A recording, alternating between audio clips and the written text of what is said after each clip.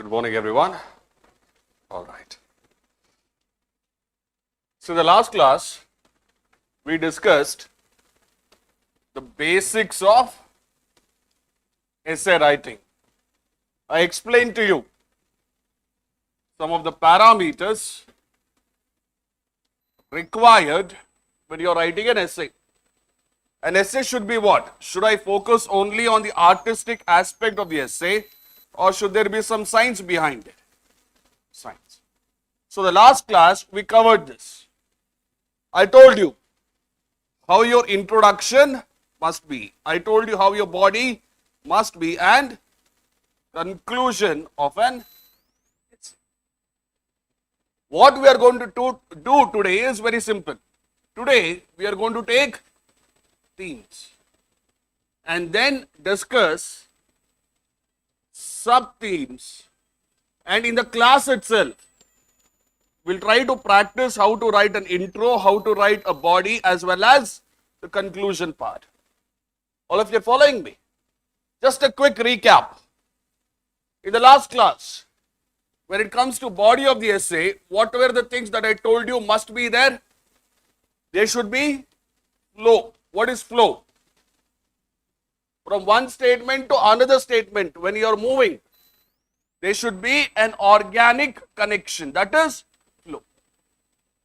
Another thing is coherence. Very good. What is coherence? Whatever paragraph I am reading, there should be some core idea or core argument behind it. Am I right? Core argument behind it. Apart from this, flow, coherence, and also connectives. Good. There are different types of connectives. I have told you that. Am I right or am I wrong? Connectives. And finally, transitioning between two paragraphs. So, how many methods do we have to transition? We have three. First, second, and third. So, what do we do in the first method? Yes, we use a linking statement. Imagine I am writing my first paragraph. In that first paragraph itself, I will give a small trailer about what is about to come in the next paragraph. That is first way. Second way is what? In the form of a question. I use a question in the first paragraph, the end of the first paragraph, and then I link it to the second paragraph. What is the final one? Third one. Signaling the shift, very good, not in the first paragraph, but rather in the second paragraph. This is what you are supposed to do. Am I right or am I wrong? Now, if you look at 1993, from 1993 till, can anyone please call the coordinator once? Okay, give me a second, I'll call.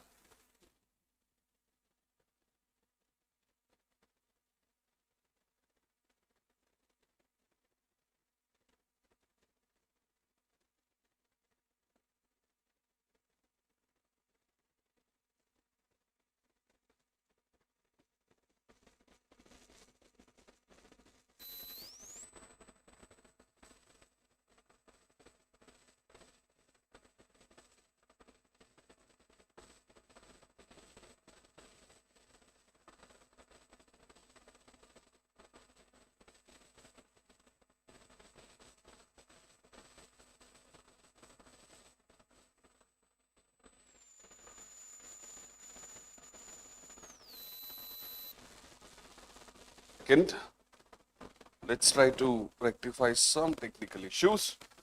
Nevertheless, in the last class, I think we started with,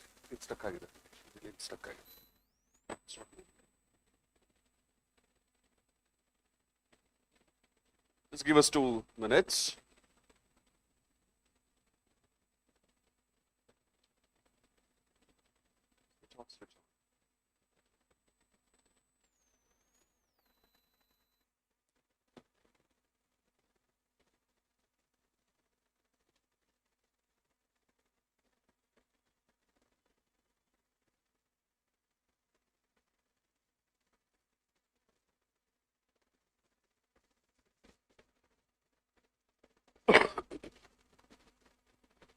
I think I just gave you a brief introduction to human flourishing last time around. Am I right? Just a brief introduction. What was the definition that I gave you? Human flourishing. And I know I have not sent across any notes. From today you will see. Alright, because we are starting the theme technically speaking from today. So I will send you some notes today. From Monday to Saturday, the coming Monday to Saturday, you will have various documents related to human flourishing. Alright. Once you understand the theme, once you understand how to write intro, body and conclusion, whatever documents I will be sending across to you, it will be like an added value addition. But in essay, more than reading n number of sources, what is expected from you? That you start writing. I'll be giving you assignments today. And whatever documents I send you tomorrow, day after tomorrow, there also you will find some assignments. Keep doing it. I'll be sure to include some brainstorming exercises as well. Try to complete it. I'm pretty sure if you change the way you think, if you understand how to write an essay from an artistic point of view and also understand how to structure an essay, within some 20 to 30 essays that you write, you'll get better. That's not a problem at all. All of you are following me. So go through the notes quite consistently from today. All right. Is it working? Yes, thank you. Now look into this. I just told you from 1993 till 2025 and also in the future, there will be many essay topics asked on this theme, human flourishing. Under this human flourishing, what are the various sub-themes we have? We have happiness and well-being, meaning, purpose and fulfillment. Happiness, this is a very recurring topic. Sometimes they ask directly, there is no path to happiness. Happiness is the path. Sometimes it can be indirect as well. If not happiness and well-being, what could be the other sub-theme under human flourishing? You have meaning, purpose and fulfillment. Not all who wander are lost. Do you remember this essay topic? In our life, what is it that we usually search for? We usually search for a purpose. We usually search for a meaning. Am I right or am I wrong? But do you think the society gives us the freedom to search our own meaning, our own purpose, or there will be many challenges on the road? There will be many challenges in terms of us finding our own purpose. So based on this famous sub-theme, they can ask you question again. Look at the third one. Humanity, compassion and relationships. They might ask you questions related to compassion. Compassion is the basis of all morality. Life is a long journey between human being and being humane. So we will understand the basics of all these sub-themes and then we'll start answering these essay topics. All of you are following me? Look into this. I think we have discussed what is human flourishing last time around. Do you think human flourishing is only about living the life or living a life in a right manner? What do you think? It's not just about living the life, it's about living the life in a right manner. Am I right or am I wrong? That's human flourishing. Imagine this. Your basic necessities are met. That in itself will be a very great level of human flourishing, or do we require some more qualitative aspects? We require some qualitative aspects. What can be these qualitative aspects? Look into this diagram here. When I say I am happy, when I say I am flourishing, apart from my basic necessities, I am searching in my life for joy. I need to have gratitude. What is gratitude? You all know, being thankful for what you have. Man cannot have everything in his life. And if he goes on a search to find everything, to achieve everything, more often than not, he is going to be happy or sad. Exactly. That is why in 2025 they asked the question, contentment is natural wealth.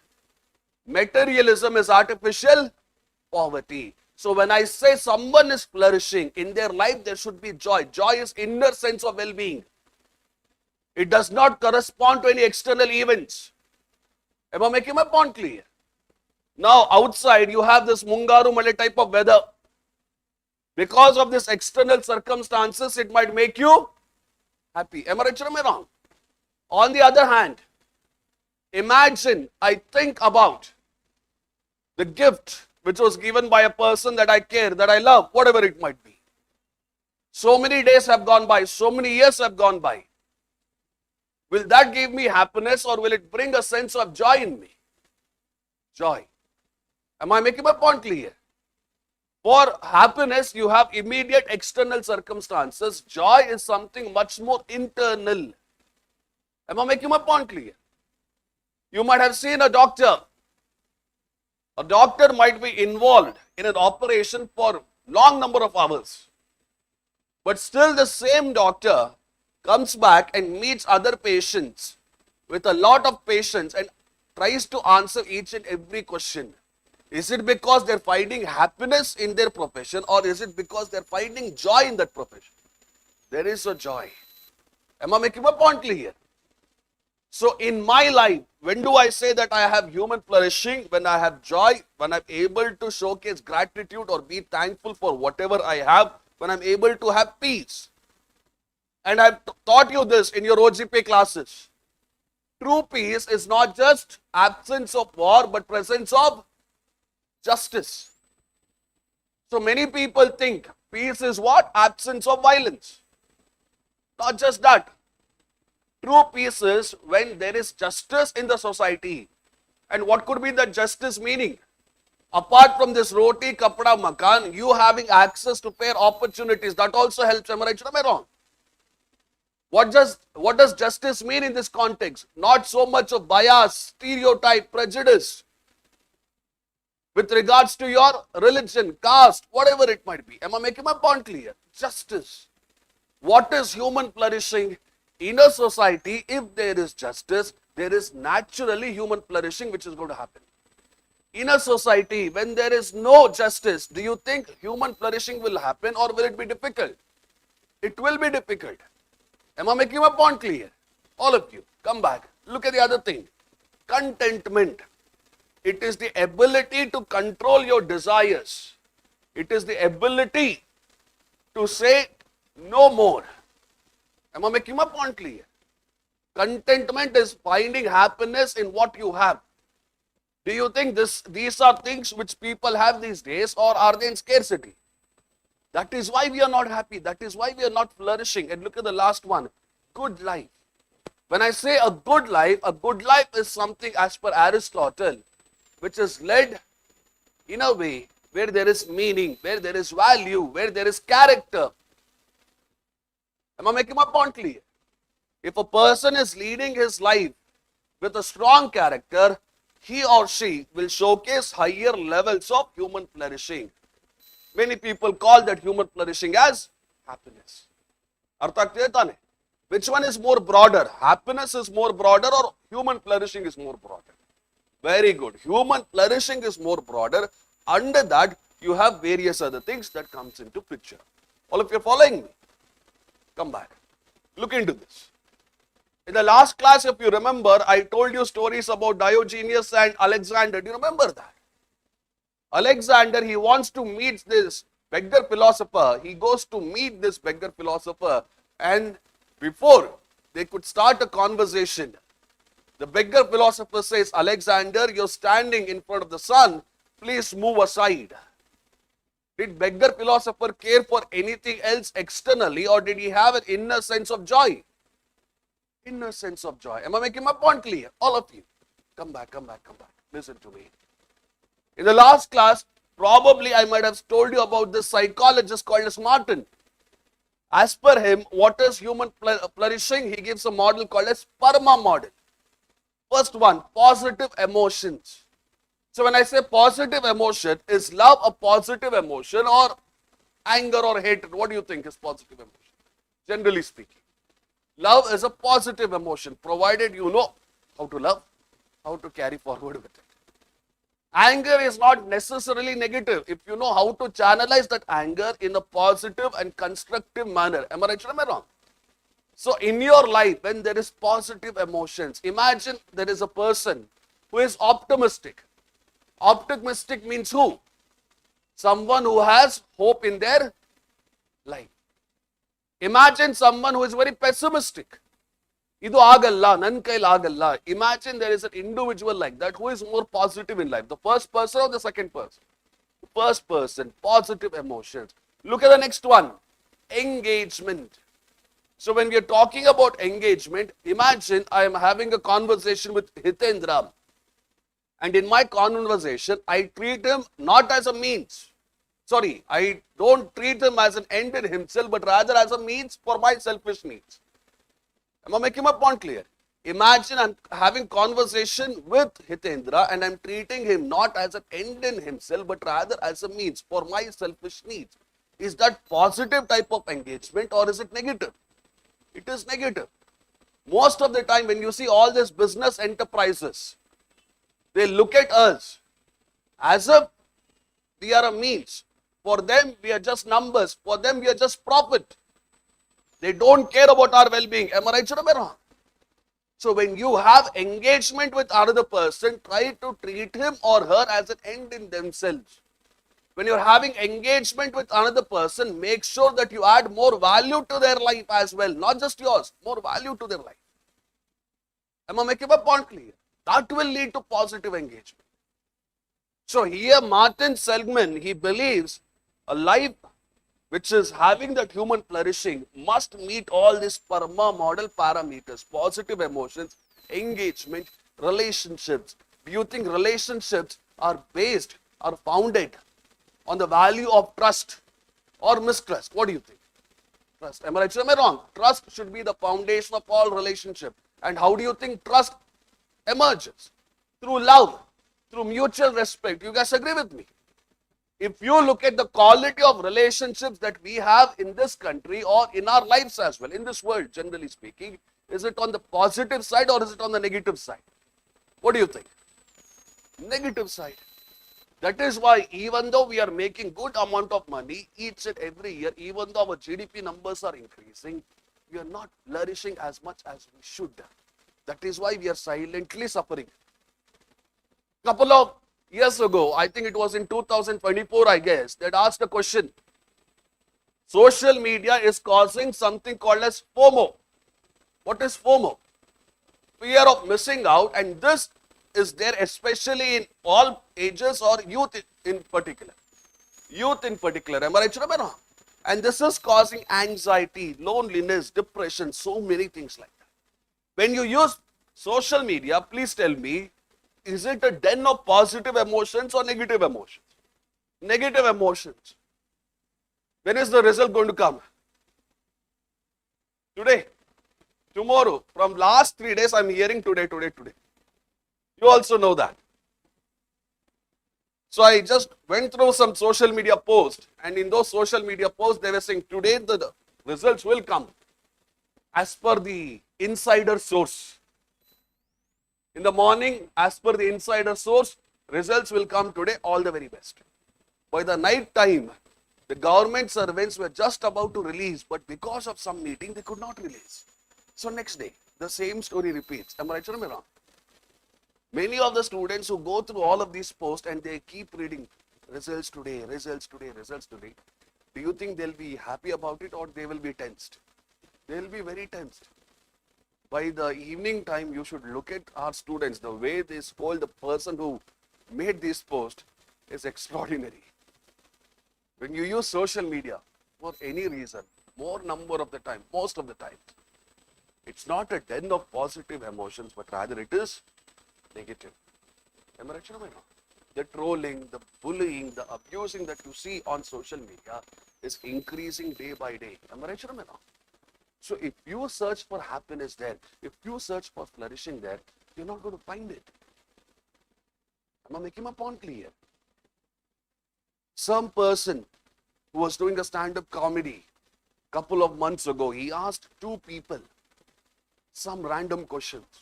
The way these two people answered those random questions, it really made many of the people in our country angry. I hope you know that. Pranit More, That Himanshu guy and Sajal Pawar, I guess. All right. Now you have the moral maturity to understand what they said was wrong. But imagine a generation whose mind is still quite impressionable.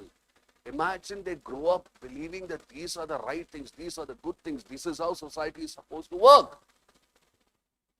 Will they be a book of positive emotions, or will they be characterized by negativity? Am I right or not? So whatever concepts I'm teaching you, it is not just for the sake of it. No, you have to use it in your exams. You have to use it in terms of how you think, in terms of how you write. All of you are following me. There is no path to happiness. Happiness is the path. So as per Martin Seligman, if I'm walking on the path as of now, 14th June 2026, in this path, I should have positive emotions in me. In this path, whatever engagement, whatever relationship I'm managing with people in my life as of now is good. Look at the other two things. Meaning. So I told you, the last time around when we did our essay courses, it was more about giving you the content. But this time around, we have changed the meaning a little bit. It's not just about the content anymore. It is also teaching you how to think. It is also giving you certain brainstorming exercises and making you practice in the class. So the meaning, has it remained static or has it changed? Am I making my point clear? Anything that you do in life, whatever path you're walking as of now, if you find no meaning in it, whatever suffering you're going through as of now in life, if you don't find any meaning in it, that is a problem. Suffering is not a major issue. Meaningless suffering is the greatest tragedy. Am I making my point clear? Everyone suffers in this world. There is no problem with suffering. It might bring you some pain. It might irritate you. I completely agree. But what is the worst tragedy other than suffering? It is meaningless suffering. And if you look at the present society, are we leading a life with meaning, or is it meaningless suffering almost every day? Routine, the same routine life. Am I making my point clear?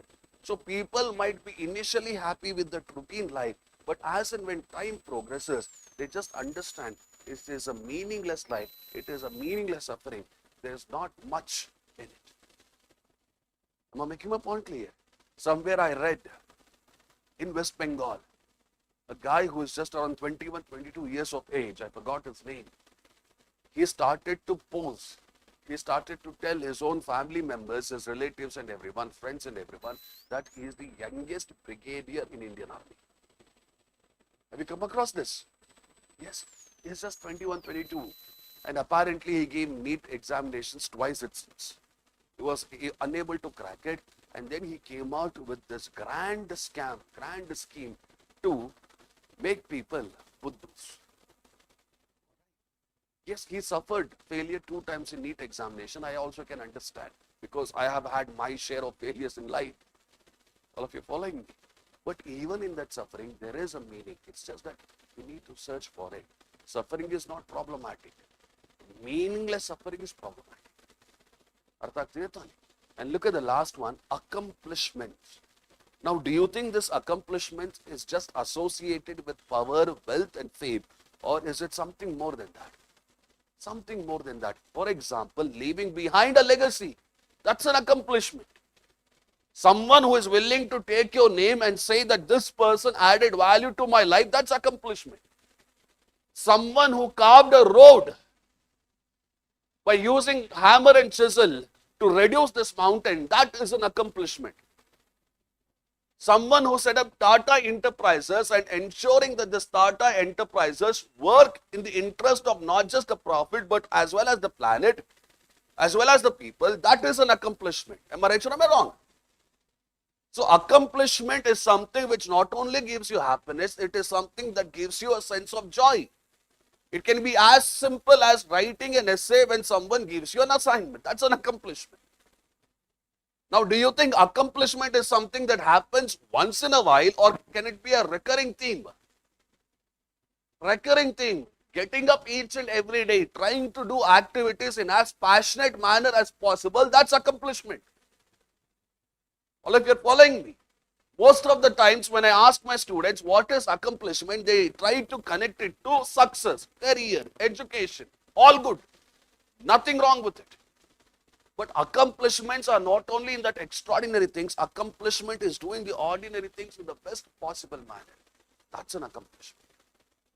Accomplishment is making sure that there is passion in whatever you do, in each and every activity. That's an accomplishment. Am I making my point clear? Doing certain thing 10% is not going to get you the success, the accomplishment that you crave for. Doing something 100%, not being bothered about the results, but rather more about the process, that will help you in your accomplishments. Am I making my point clear? So remember that. When you use social media, do you think all these Burma models, these 5 models, these 5 dimensions, you can find it in abundance, or is it in scarcity? Scarcity. Not all who wander are lost. Imagine I'm a person who has taken a risk in life. I've left my comfort zone and I've gone outside. What am I searching for? I'm searching for that positive emotions that can give me a boost. I'm searching for reasons for those positive emotions. I'm leaving my comfort zone to understand how to engage with life. I'm leaving my comfort zone to develop relations, to understand people, to understand humanity. I'm leaving my home to understand what is the meaning of my life. If you take your Siddhartha or Buddha, they also did the same thing. If you take your Guru Nanak, he also did the same thing. Am I right? Should I be wrong? Like this. And if someone here is a fan of this comic hero called as Batman, he lives his comfort zone. He goes outside. He meets people of various kinds, various types, including villains, to understand how they think, how they do their actions and behaviors. Am I right? Should I be wrong? So please do not neglect these concepts. You are going to use them in your essay in some way or the other. Please, come back. Have you heard of a guy called as Ernest Hemingway? He has written a book, The Old Man and the Sea. I'll tell you the story. You tell me whether the old man in this particular book was really flourishing or not. What is the name of this author? Ernest Hemingway. And what is the name of this book? The Old Man and the Sea. Now in this book, there's an old man. He has an apprentice. Apprentice means who? Like an intern that he is teaching to take over the business at a later point in time. Now this old man, his business is catching fish. Am I making my point clear? It is catching fish. Imagine I am that old man. I have gone into the open seas. First day I could not catch a fish. Second day I could not catch a fish. Third day I could not catch a fish. Like this for 84 consecutive days I could not catch a fish at all. Now was I really prospering in those 84 days when I could not catch a fish, or was I struggling? Struggling. People usually tend to give up after few tries. Here you have the old man doing the same thing again and again, even though he was not getting outcome. He was struggling. There came a point in his life where the apprentice, do you remember him? His own mother told the apprentice, if you stay with this old guy, you will never learn anything. He cannot catch even a small fish. So go learn from someone else. Imagine how the old man felt. Do you think he felt happy or do you think he felt unhappy? He felt unhappy. His heart was broken. Nevertheless, on the 85th day, he catches a very big fish. One of the heaviest fish. The marlin fish, they call it. Now this fish was so big, he could not reel it in so easily. Am I making my point clear? He could not reel it in so easily. The fish, it was so strong, it was even moving the boat. Howsoever, before he could muster the strength and reel it in, the sharks, they attack the fish and they eat it. 85th day, I've caught a fish, very strong, the heaviest fish. I can make a great name for myself. That's a great accomplishment. People will remember me by this fish. But before I could reel it in and take it back to my village, the sharks, they attack the fish, they eat it. The only thing which is left is the skeleton of the fish. Am I making my point? How do you think the old man would have felt on that particular day when the sharks ate that fish? Do you think happy or do you think he was broken? Broken.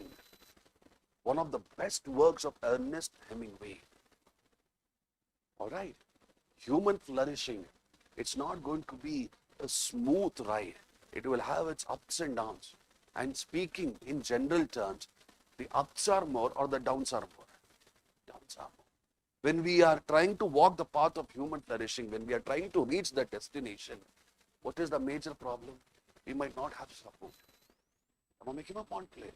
When we are starting to try to gain that human flourishing, we tend to use outcomes as a parameter to measure our worth. Outcomes. For 84 days, do you think this fellow was able to catch any fish? But he went back again and again, again and again. That's an accomplishment in itself. Because he really enjoyed fishing. Happiness is in the process, not always in the outcome or destination. All of you are following me? Look at some of the observations he has made. A man can be destroyed, but not defeated. Even when those sharks ate the fish, he was defeated. A man can be destroyed. At that point in time, whatever he wanted, the goals, the aspirations, catching the biggest fish, that was destroyed. But he did not accept defeat. Am I right or am I wrong? First day he did not catch a fish, he did not accept defeat. Second day he went back. There should always be some hope in life. As long as there is hope, life will go on. Am I making my point clear? There might come various challenges in your life which will destroy your confidence, but you can get back again so long as you don't seem defeated. UPSC Prelims 2026 destroyed some students. All right, but don't accept defeat so easily. Look at one more statement. Flourishing is not in comfort. Am I making my point clear? Flourishing starts when you leave your comfort zone and you try to tackle challenges that come in your way. Because I've told you this. Only when you go outside, you try to tackle suffering, and from that suffering, you will derive some meaning and try to implement it in your character, in your personality. So if you sit in the harbor and hope that you will become happy, you will have contentment, you will have joy, you will have gratitude, you will have purpose in life, do you think that is going to happen, or do you think you should move away from that harbor? Very good. Very good. I've given you a psychologist perception of what is human flourishing. I'm giving you a book reference of what is human flourishing. How you use it, I'll teach you that as well. Last time around, what we did was I gave you psychology theory, thought experiments, book references, but one aspect where I could have done a little bit more as per my analysis was to make you think in the class, was to make you write a lot more in the class. This time around, we will do all of those things. All of you are following me? Look at this one. Meaning through struggle. I told you that. Excellence for its own sake. He did all of these things to appease others. Or he did all of these things because he liked fishing. That is what it is. In my classes, I keep repeating this statement. Life is not a spectator sport. Life is first and foremost an individual sport. Try to be happy in what you do for yourself. Others come later. Others are secondary. He went back again and again, again and again. So was this a habit of his, or was this not a habit? Again and again, again and again, he went back. Am I right or am I wrong? That is why Aristotle very famously has told in his Nicomachean Ethics, excellence is a habit.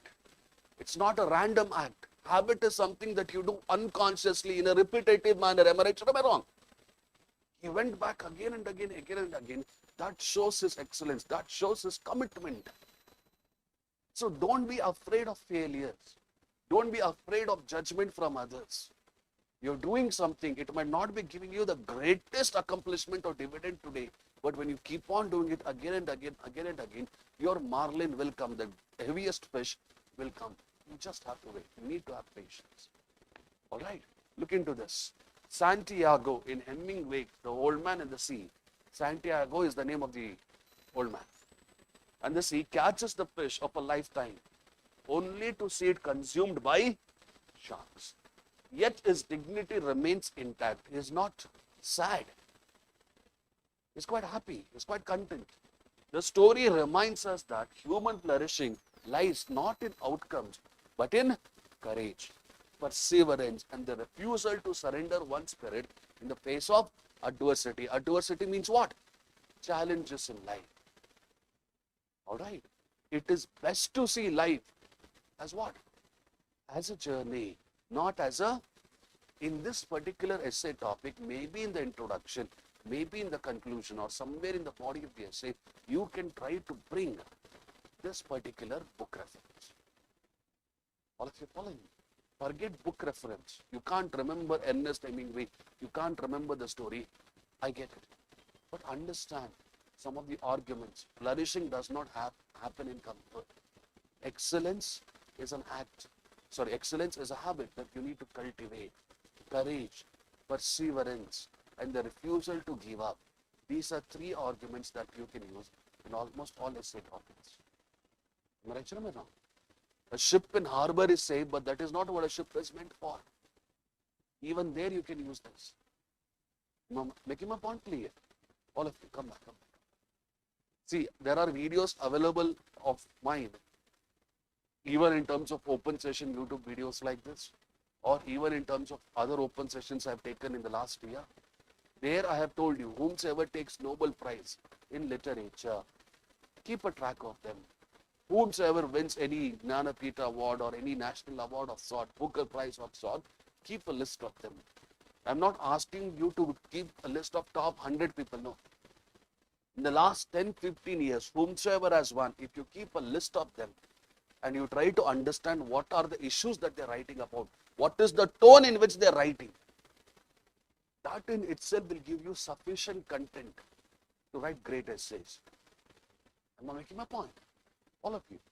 So if you take Banu Mustaq, what were the kind of issues she used to take up? She used to take up all these entertainment issues, or she used to take up social issues? Very good. How was she writing about social issues? She used to criticize. Am I right or am I wrong? She used to use sarcasm. Am I right or am I wrong? Like this. So you can use that criticism tone. You can bring that irony, that metaphor even in your essays. All of you are following me? Come back. Look into this. This was an article which was published, as you can see, just a couple of days ago. I have shared this with my OGP classes as well. Historic milestone. South Korean woman could become the first people in history to live beyond 90 years on average. So they're talking about life expectancy. Now, human flourishing, as per you, is it just about leading a longer life, or is it leading a qualitative life? Can I say both? A longer as plus qualitative life also helps. So when I came across this article, there was a concept in my mind that I had read a couple of years ago. The concept is called as blue zones. What is it called as? Blue zones. And in these blue zones, you have people who have a larger life expectancy. Larger life expectancy. Maybe one of the parameters of human flourishing is larger life expectancy. There is nothing wrong in that. Now, when you analyze the reason why people in these regions have a larger life expectancy, it might be Japan, it might be South Korea, what could be the reasons behind it? First one, we'll talk about the technical reasons. What could be the reasons behind larger life expectancy? Health, education, nutritional support, all of those things. But apart from technical reasons, why are these areas having a larger life expectancy? The first one is strong community. Strong community ties. Am I making my point clear? There is a sense of pride in calling themselves as Japanese, Koreans. When we talk about our society as such, Indian society as such, yes, we are trying to improve health, we are trying to improve nutritional status, education, employment opportunities. But when we look from a critical point of view, with regards to India, do we have a stronger community ties, or is it on a decline? Very good. So maybe this is not making us feel happy as much as we should. Maybe this is not contributing to life expectancy, rather it is reducing it. Artha clear tha nahi? Imagine you're walking on a path, and on this path you want to find happiness. If you want to find happiness in your life, you need to ensure that there is strong community ties with whomsoever is there. Look at the second one, purpose. This is a little bit repetitive compared to Martin's idea as well. Look at the third one, movement. Life, is it a static concept or is it dynamic? It needs to keep changing in its own ways. It might not change drastically from one day to another day, but each and every day there should be something different that you do. If you go about the same UPSC preparation for 10 years, 11 years, whatever it might be, is your life moving ahead or is it getting stuck? That stuck feeling will give you the greatest amount of pain and regret over the years. So don't be stuck. Now, even before this prelims paper came, I used to tell you that give one serious attempt clear. In case if not one more attempt. After that 2 serious attempts, even though you put sincere efforts, you could not clear, do something else in life. Get a job, learn some new skill, and along with it, you take up UPSC. Why was it that I was emphasizing on that? Life should keep on moving. It should not get stuck. Am I making my point clear? If you take Japan, South Korea, areas where life expectancy is high, blue zones, the reason behind that larger life expectancy are these parameters. Look at the other one, relationships. I just told you a couple of minutes ago about relationship. Relationship based on love, trust, honesty, patience. Look at the last one, simplicity. You're following simplicity. Can I call simplicity in another way as contentment? Am I making my point clear?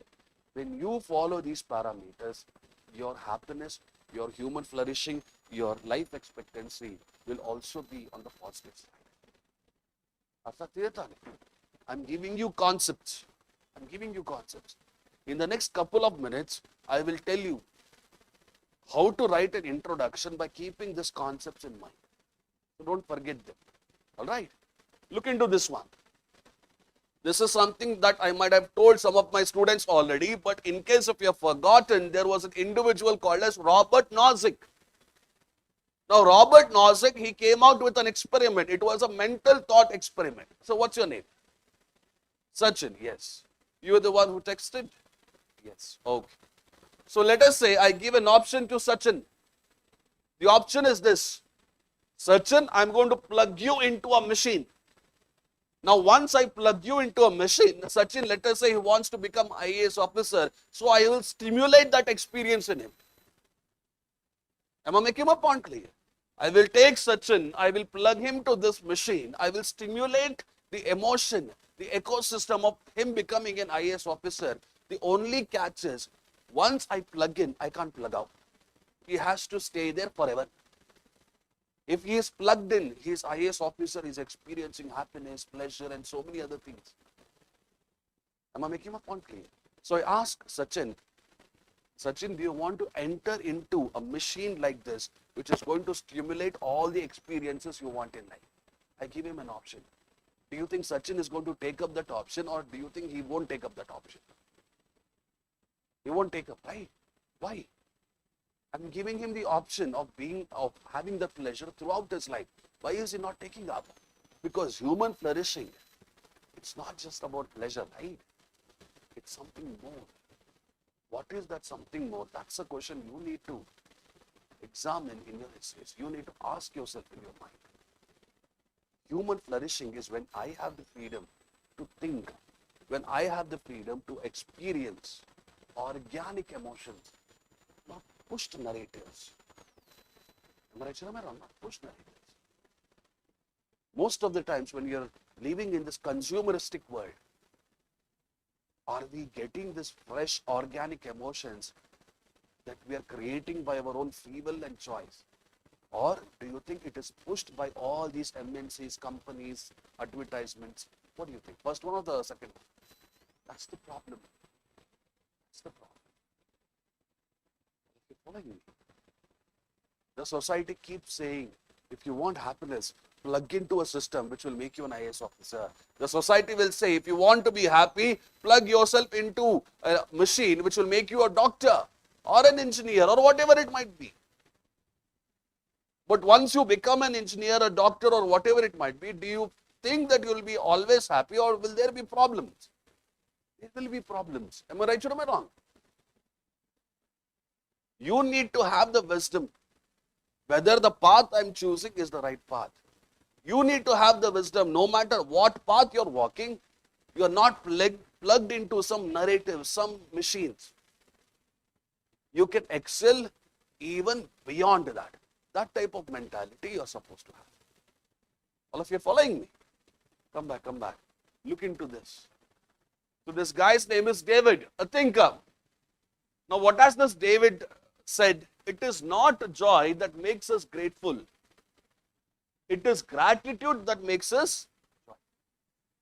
It is not joy that makes us grateful. Imagine madam is having joy in her life.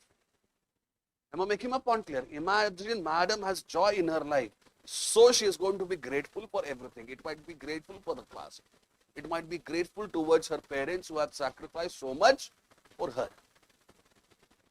He is saying, David is saying, it is not joy that should make a person grateful. Rather, you being grateful in your life to whomsoever deserves it. That is what is going to make you happy. I am grateful to the food that I am eating, which is there on my plate. So when I showcase that gratefulness, no matter how the food might be, no matter whether it is your lemon rice, tomato rice, whatever it might be, you will find joy in it. Only having joy when you're eating your palav is not right. Did you understand the difference? You're eating palav, that makes you joyful, you showcase gratitude to your mother. But every day, can you have palav?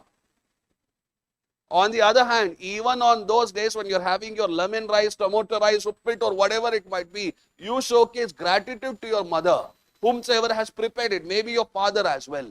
That creates a sense of joy in you. Are we really thankful for whatever is happening in our life? You tell me, are we really thankful for whatever whomsoever has contributed to our life, to our upbringing, or are we not so grateful? No, we are not grateful. That is why the joy is missing. Am I making my point clear? Be grateful because your parents have given you the freedom to take risk in life. Many of the parents have not given this opportunity to others. Be grateful. When you showcase that gratefulness, maybe a sense of joy. Arthat deta ne? Vapas bani. Now look into this. I've already told you the difference. Happiness is external circumstance. Joy is inner sense of well-being. Now I know you might have heard of this American Declaration. You might have heard of this in your polity classes. Am I right or am I wrong? Can you tell me what are the terms that are mentioned in your American Declaration? Any idea? In your preamble, what are the things that they have mentioned? Equality, liberty, fraternity, justice, like that. Are you aware of what are the words that they have used in your expressions they have used in your American Declaration? In case if you're not aware, I'll just tell you about one expression. This American Declaration, it says one of the goals of American Constitution is to help people in the pursuit of happiness. What do they say? One of the expressions that they have used in American Declaration is to help the people to create ecosystem which will help them in the pursuit of happiness. So do you think Constitution is just a legal document, or do you think Constitution is a living document? It's a living document. It just does not concern itself by creating some minimal institutions which can ensure some stability. It concerns itself in creating a society which creates the best opportunity available to experience the greatest human flourishing. It's not just a legal document, Constitution. I'm pretty sure you might have had GS2, from tomorrow you will have GS4. So quite a few times, Manjunath sir might have told you about the Constitution of India as a living document, right? What is a living document? This is what it is. Pursuit of happiness in American Declaration. I think this is a concept which you can use in your essays wherever necessary. Sir, I know this, so I'm going to use it in every essay. No. I know this, I'll use it in those essays where it is necessary. Necessary. Am I making my point clear? Come back, come back, come back. Look into this. Just a brainstorming exercise. You have some information on human flourishing. How to apply it to an essay topic. Look at this. This is the essay topic. There is no path to happiness. Happiness is the path. You know the meaning of this essay topic, right? Hitendra will say, sir, walk the path where you become an IAS officer, you'll be happy. Sachin will say, walk the path of becoming an engineer or a doctor, you will be happy. Society has given us these templates. Am I right or am I wrong? But as per the essay topic, you might become an officer, you might become an engineer, but you might not have happiness. Whatever path you're walking, in that path you have to find happiness. You're an UPSC aspirant as of now. Find happiness here. That is what the essay topic is conveying to you. I'll teach you how to brainstorm for introduction now. I'll give you some steps. Based on these steps, based on the concepts that we have studied in the last couple of minutes, I want you to write an introduction here itself. All of you are following me? Look into this. The first exercise, start with some universal aspects related to the topic. Start with some universal aspects. There is no path to happiness. Happiness is the path. Hitendra, you tell me, do you think this applies only to human beings or does it apply to animals as well? Wanting happiness, is it something that applies only to human beings or animals also? Or plants, whatever you want to say. Human beings. Or let us say flourishing. Human beings or is it animals as well? Everyone. All right, come back, come back, come back. Listen to me. Nature is the greatest teacher. Who is the greatest teacher? Nature is the greatest teacher. Full stop. One of the valuable lessons that we learn from nature is each and every animal and plant tries to achieve its own level of flourishing. For animal and plants, meeting the basic necessities, acquiring the basic nutrients might be flourishing. Howsoever, for a human being, flourishing is not just meeting the basic necessities of roti, kapda and makan, but a higher level of flourishing. Am I diving into any concept just like that, or am I giving a context, painting a picture in the beginning? I'm giving a context, right? I'm painting a picture, right? This is what I want you to do. In GS 1, 2, 3, 4, you directly dive into any topic. I don't believe in that. I want to start with something interesting. So after giving a context like this, what is the second thing?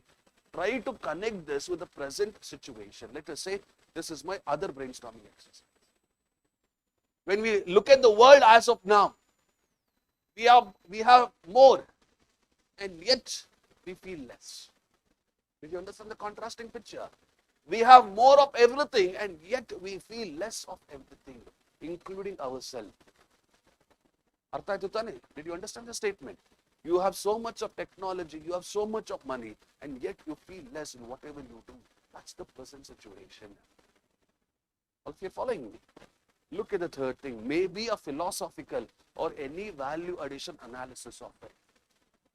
Philosophy, maybe you can bring, let us say, some Aristotle.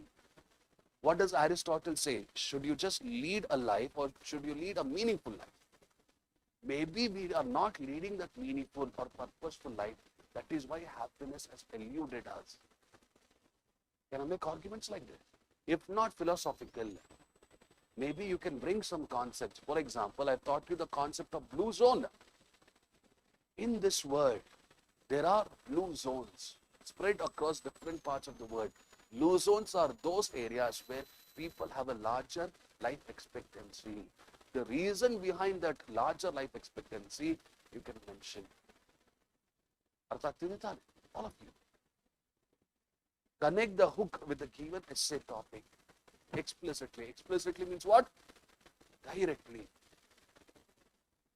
In countries like India, human flourishing or happiness must not be seen only in terms of set path, set narrative or propaganda, We should be taught how to find happiness in everything that we do. Only that even India might become part of that blue zone. Did you understand that? Then you can give a thesis statement. In this essay, we will be discussing what is happiness, how to achieve this happiness, and various aspects related to it. I firmly believe when you seek happiness in the path in which you are walking, you will achieve the greatest human flourishing. In front of you, I gave you some 5 steps on how you need to write your introduction. Sometimes you come and ask me, Doctor, how to write an effective introduction. I have so many ideas, but I'm unable to put it on paper. All right. This is how you can do it. Next time when you read a novel, it might be a fictional novel or it might be a non-fictional novel. Let us say I'm reading a fictional novel. It's about some suspense story. Do you think the author will start to talk about the murder from line number 1, or will the person give a context? He will paint an image. Early in the morning when I woke up and I was having my cup of filter coffee in the quintessential Bangalore weather, when I opened the newspaper to learn what was happening in the world, somewhere in that newspaper, in a very small column, they had reported the missing of a person. In the same section, there was also a column of a reporting of a dead body whose identity was not known. This piqued curiosity in me because it felt as if these two individuals, missing person and the reporting of a dead body, might be one and the same. In front of you, I'm giving you a crude example. Whenever you read any book, do you think the author will dive right into the Parma model or any concept, or will they paint a picture? Look at your NCRTs. Before they teach you what is patriarchy, they give you an imaginary story about patriarchy. Before they teach you what is climate change, they give you some startling data or fact about climate change. Am I right or am I wrong? Even in your Hindu newspaper editorials, they do that. Any editorial for that matter. All of you are following me? Now, the starting image that you paint, it can be some Hindi poem, if you know. It can be some Kannada poem, if you know. Or it can be some English poem. You can write that. If you're writing Hindi or Kannada, make sure you give an English translation of what it means and then move ahead. All of, can you think of any Kannada poem which satisfies for this essay topic? There is no path to happiness. Happiness is the path. Or any general Kannada poem on happiness. Kushi bagge. Yadaru idya? Look into this. I wanted to use this in the conclusion part, but nevertheless, let me tell you now.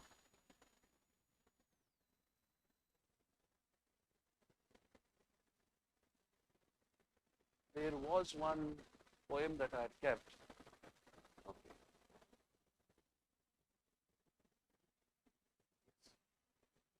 Henceforth, this is Walt Whitman. Henceforth, I ask not good fortune. I myself am good fortune. Henceforth, I whimper no more. Whimper, excuse, whine no more. Postpone no more. Need nothing. So maybe I start with these 2 lines written by Walt Whitman in his poem, The Song of the Open Road. What are these 2 lines saying? That you need to find happiness in other places, or should you find happiness in your own self?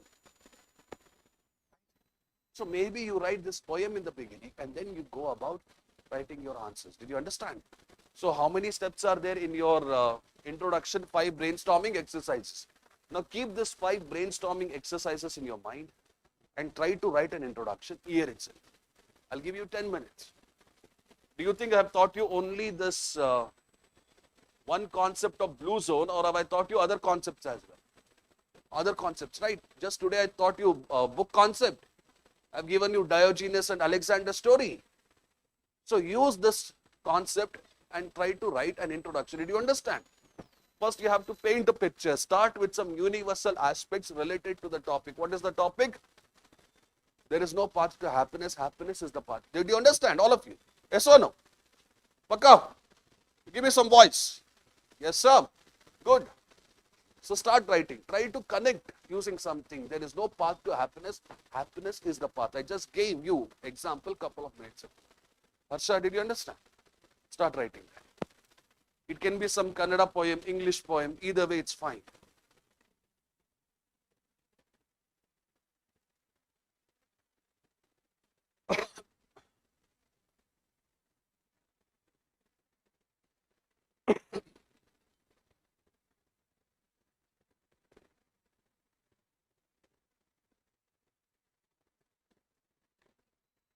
You have 10 minutes. I want you to write now itself.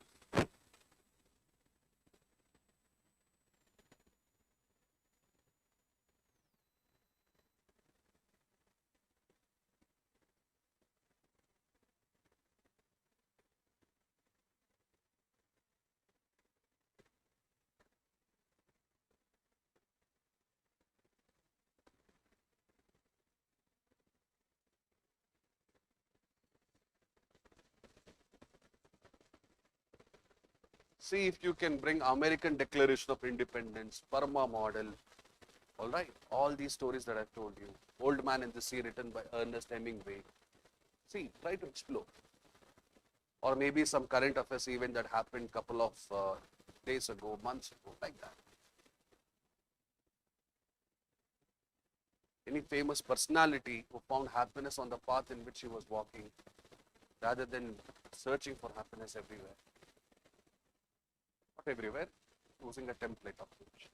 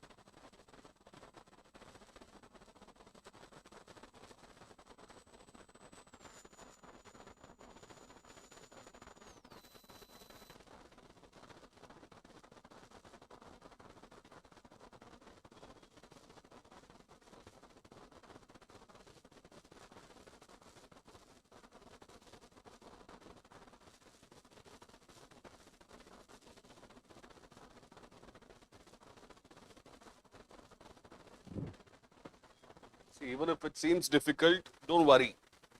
It's part and parcel of writing an essay. So push through. Even if you write half a page, I don't have a problem. Push through.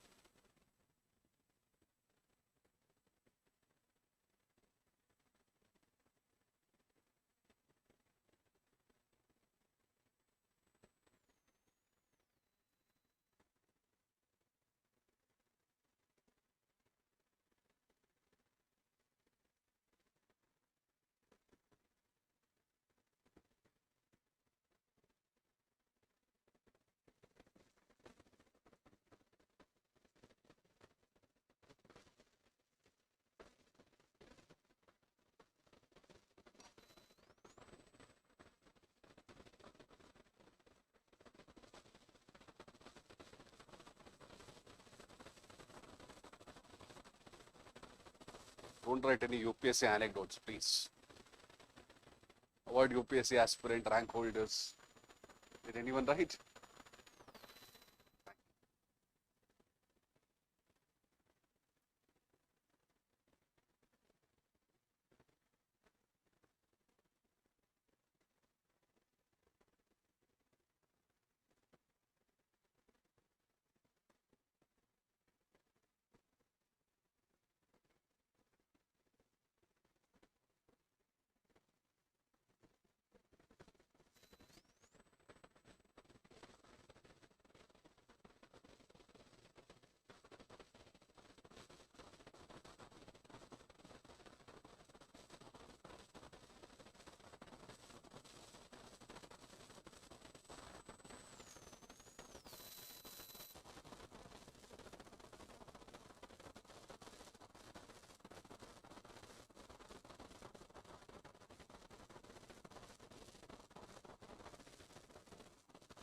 Remember the experience machine experiment given by Robert Nozick.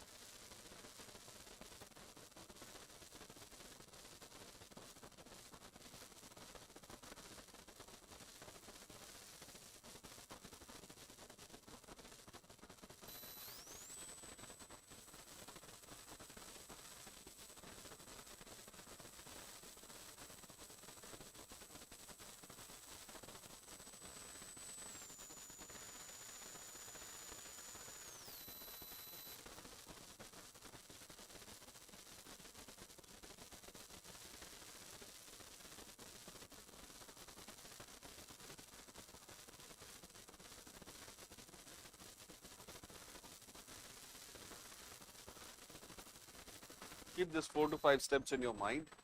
We'll come back to this.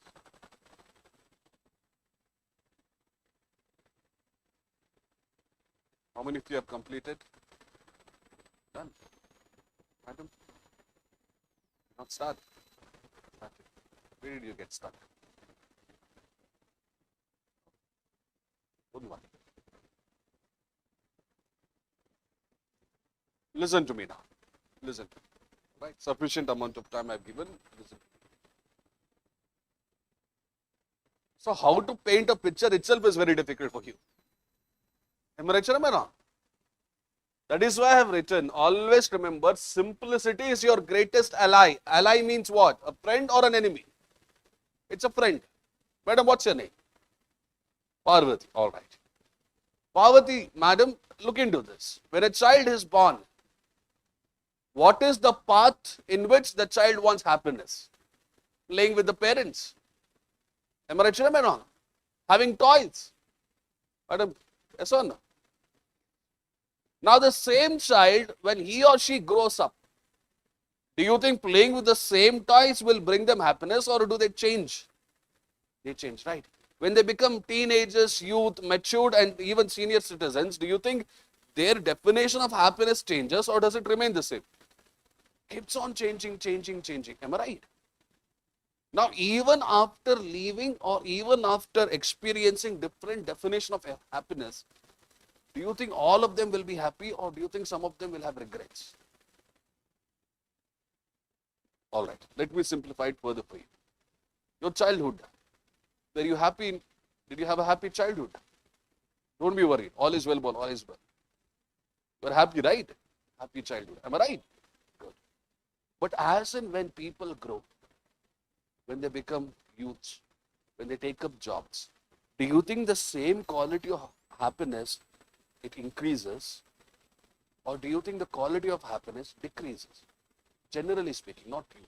Generally speaking, whatever happiness I had in my childhood days, the innocent, the nostalgic, the pure, the sincere happiness, do you think the same type of happiness I have it when I grow up? Not necessarily, right? I might have a job, but I might not be happy. You agree with me?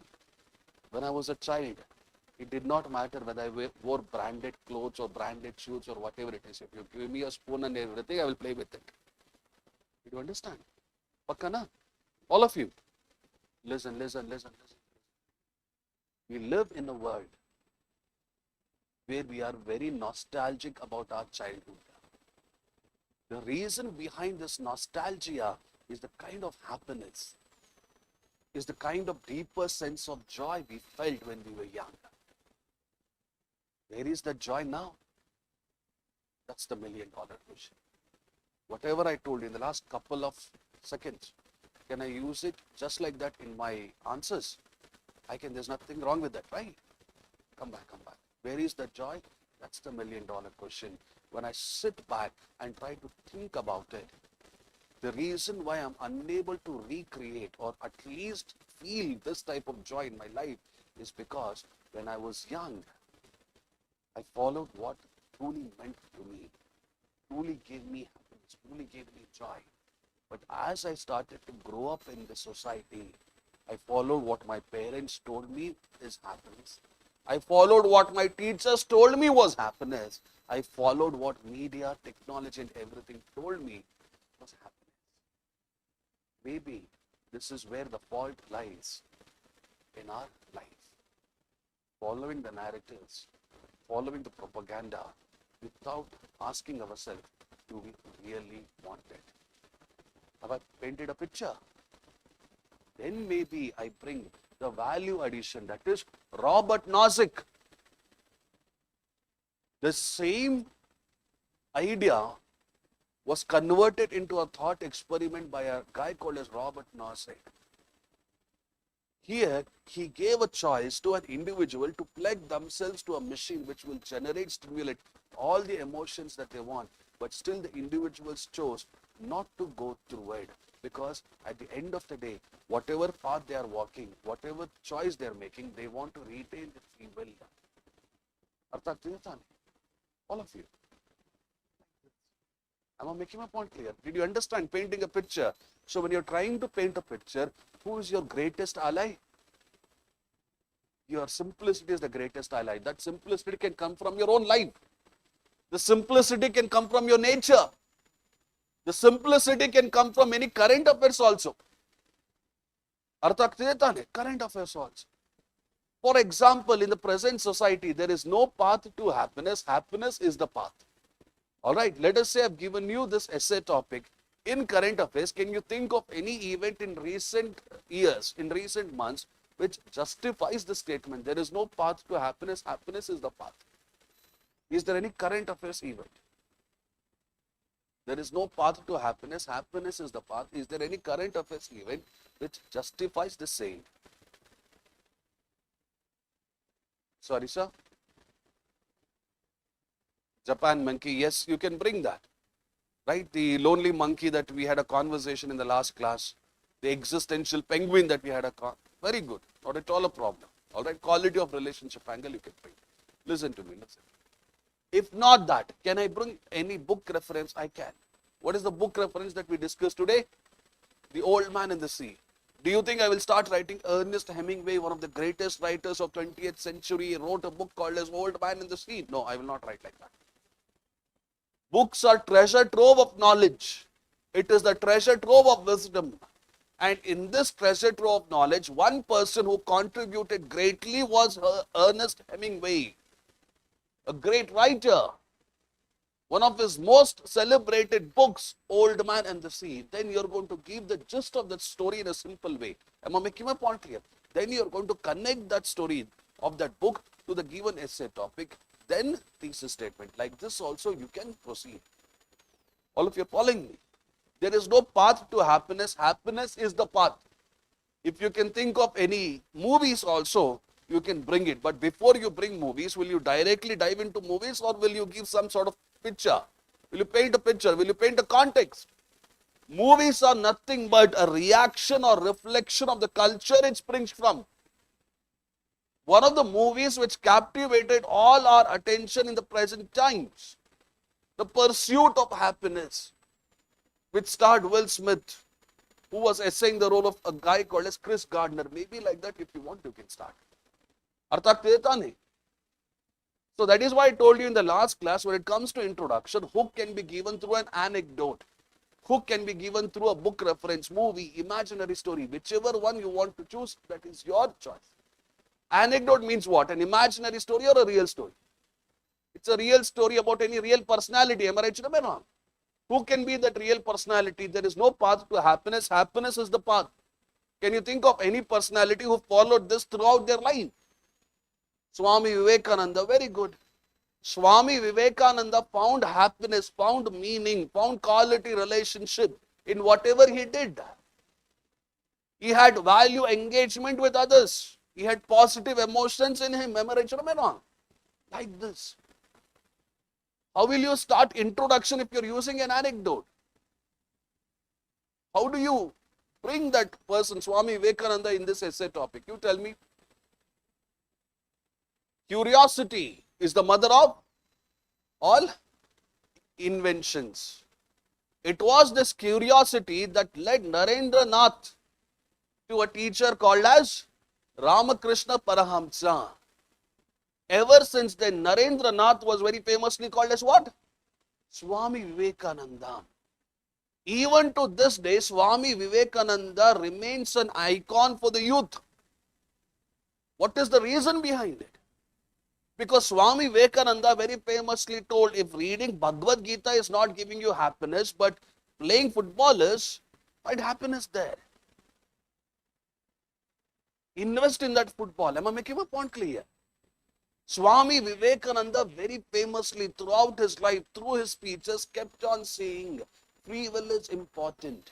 Define what your happiness is and find that happiness no matter what your role in life is. It might be a philosopher, it might be a family man or anything else. Am I making my point clear? So like this. Initially it might appear difficult, I'm not denying it. But the more you read consciously, the easier it becomes. So when I gave some 10-15 minutes to you, as of now, some of you were able to complete it. So I'm tempted to ask, what was the context that you gave in the beginning? Madam, context that you gave. The starting few lines in your introduction. Just give me the context.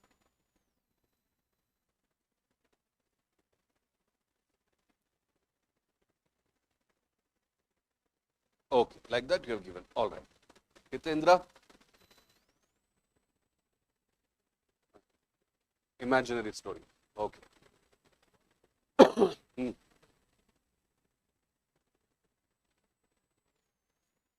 Mhm.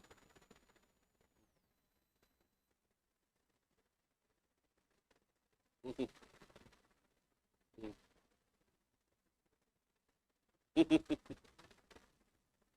No, I understood.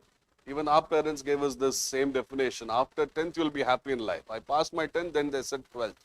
Then they said graduation. Then it kept on going, going, and going.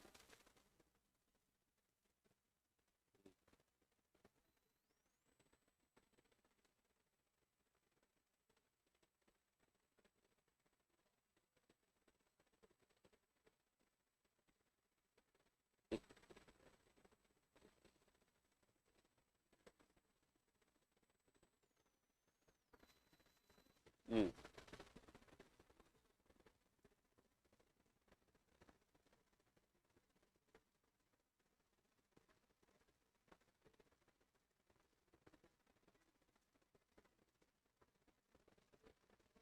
good story. It's a nice one. This is a typical UPSC introduction. I like it. All right. But even when you bring that story, the story of this kid whose definition of happiness was based on what his teacher, parents, and mentors told, the way you introduce it should also be quite simple. All right. Okay. Good. Good hit there. I like it. All of you, come back, come back, come back. Maybe you can start with some of the things that you have observed these days. These days, there is something called as influencer culture. Am I right or am I wrong? Influencer culture. So many people, when they use Instagram or any other social media, they come across posts, they want to go to these destination areas and they want to achieve that happiness. They want to go to this destination and post for the photo. Am I right or am I wrong? They want to go to certain destinations and have food from this famous establishment. Am I right or am I wrong? But when you have gone to a place because of this Instagram post and influencer culture, do you think you find happiness as such? Imagine I saw some Instagram post, so I have to go to this XYZ area. I went to XYZ area. I even took a picture in that XYZ area, like how people were doing it. Do you think I will find happiness there? Or do you think there will be something still missing in me? Something still missing in me because I have not enjoyed the journey. Because I have not put my mind, and most of the times when you talk about Instagram or any influencer culture, what you see in the social media post, what is the reality? There is so much of difference. There is no path to happiness. You read social media, they will say, go to this destination, you will get happiness. Go to this hotel, you will get happiness. That's not what it is.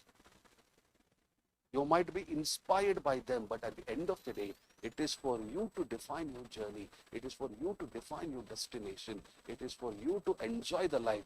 When you reach the destination, it can't be lived through a template, through a narrative, through some set photos. Did you understand? There are n number of ways through which you can write an introduction for this. I'm trying to simplify it for you. If you're following me, I'm just trying to simplify it. You can give some current affairs. For example, when I talk about my earlier generation, even though they did not have so much of privileges like us, they were quite happy. They had the state of human flourishing in whatever they did. Fast forward to the present times when we have more.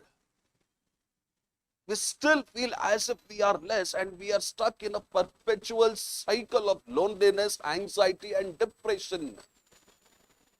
That is clearly evident in India's ranking in global happiness index as well.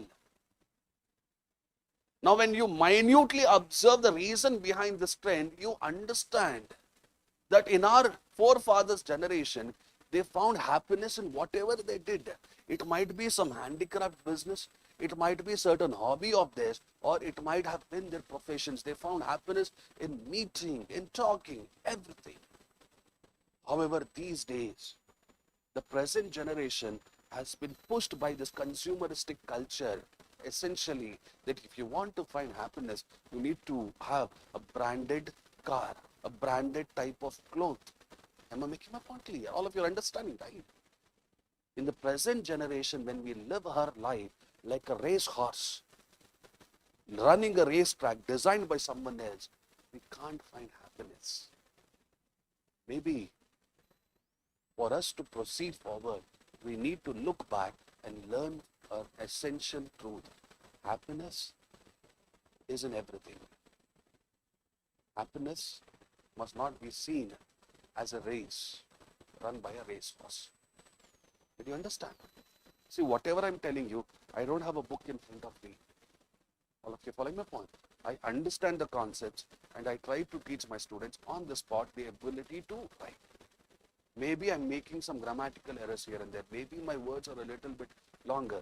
The sentences are a little bit longer, but I want you to understand my thinking process. If you get this thinking process, it really will help you in your essay. Did you understand? Anyone who wants to discuss the context that they gave in the beginning? Harsha, what was the context that you gave? What song is it?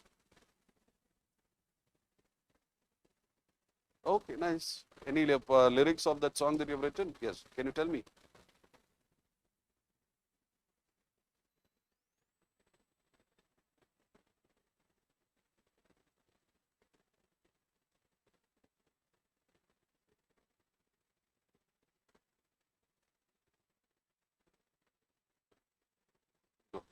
No, before you went to this lyrics, just 2 or 3 lines, talk about the importance of arts. Art is not just for entertainment purposes, it is also for educational purposes. Artists are like unacknowledged legislators of this world. Then you can talk about the Michael Bublé, one of the greatest lyricists, songwriters of our generation, and maybe then you can mention those lyrics and how these lyrics made you think about how we perceive happiness. Like that you can. All right? Not at all a problem. Did you understand? See, this is more about thinking. In terms of content, I'm giving you some content now. In the span of next 1 week, you'll get more and more content. So don't worry. All of you are following me, don't worry at all. But did you understand how to give an introduction? These brainstorming exercises will you be able to do in your home as well? All right? All right. Next, moving on, I'm going to teach you some concepts. I'm going to teach you some concepts and then we are going to start discussing how.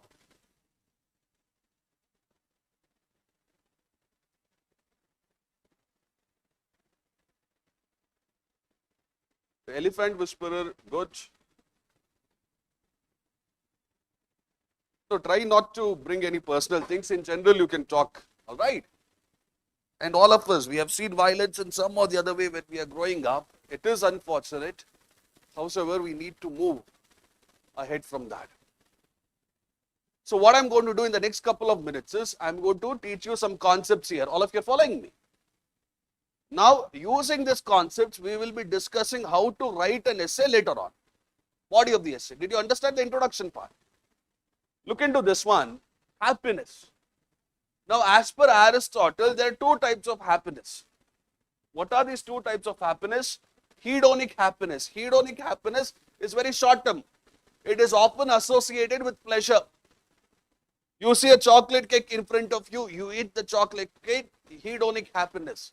You want to buy some branded clothes, you want to buy some posh car, hedonic happiness. Am I making my point here? You want to buy a mobile, you have bought a mobile. But 6 months down the line, do you feel happy about the mobile or do you feel as if you want something more? Hedonism, hedonic happiness, this is what it is. Most of the times when I take the society, are we talking about hedonic happiness or the other one, eudaimonic? Eudaimonic, it basically means a purposeful, meaningful happiness. Am I making my point clear? In general, in the society, are we chasing eudaimonic happiness or are we chasing hedonic happiness? And is that good or bad? It's bad. So first understand what is happiness. And if you take the origin of this term happiness, HAP, it can mean quite a few things. It can mean fate. Fate means what? Anibaraha, destiny. It can mean fortune. It can mean luck. All of you are following my point? Come back, come back, come back. What are the different types of happiness you have? As per Aristotle, there are 2 types. Hedonic happiness and the other one is eudaimonic. Hedonic happiness is trying to accomplish, trying to acquire goods, trying to acquire materials. Even though it might give you happiness, it is very short term. It does not create that inner sense of joy. However, eudaimonic happiness, it is happiness which comes to you because you have purpose, meaning and a very strong character in your life. That is what type of happiness? Eudaimonic happiness. This is a concept that you must be aware of. If you are aware of the concept, you can use this concept in the body of the essay. How to use it, I'll teach you later. But be aware of this concept. And in your ethics classes, you also learn about other concepts. For example, you might have heard about moral universalism and moral relativism. What does moral universalism says? There are certain truths that apply to each and everyone sitting here unequivocally. It applies to everyone.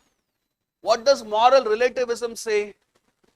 Truths cannot be applied universally because there are changes in group preferences, cultural preferences. Am I right? All of you are following me?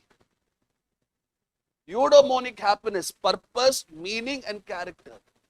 So Hitendra will try to follow his own meaning, to follow his own purpose. Sachin will try the same thing, or will he be a little bit different? Am I making my point clear? So I cannot tell you that you are going to find eudaimonic happiness only in this path. You might have heard of another thing as well, moral objectivism and subjectivism. Objectivism states there are certain truths that exist independently no matter what individuals think. Subjectivity says there are truths that exist based on individuals' opinion. This is a concept that you have studied in your ethics classes. Am I right or am I wrong? So maybe you can bring this concept in your own way in the essay classes. I'll teach you how. But be aware of this concept. All of you are following me? Look at the next concept. Why happiness matters. What does psychology say about it? This is a concept you're learning now. I'm not teaching you how to write an essay. I'm teaching you concepts associated with happiness. I told you the origin of the term happiness. I gave you the different types of happiness, especially hedonic and eudaimonic. Another concept that I'm teaching you is, why is it that human beings strive for happiness? What is the psychological reasons behind it? The first reason is happiness promotes cooperation. Now, all of us are working towards making our country great, making our country strong. Am I right or am I wrong? Imagine not any one of us does this. There is no cooperation whatsoever.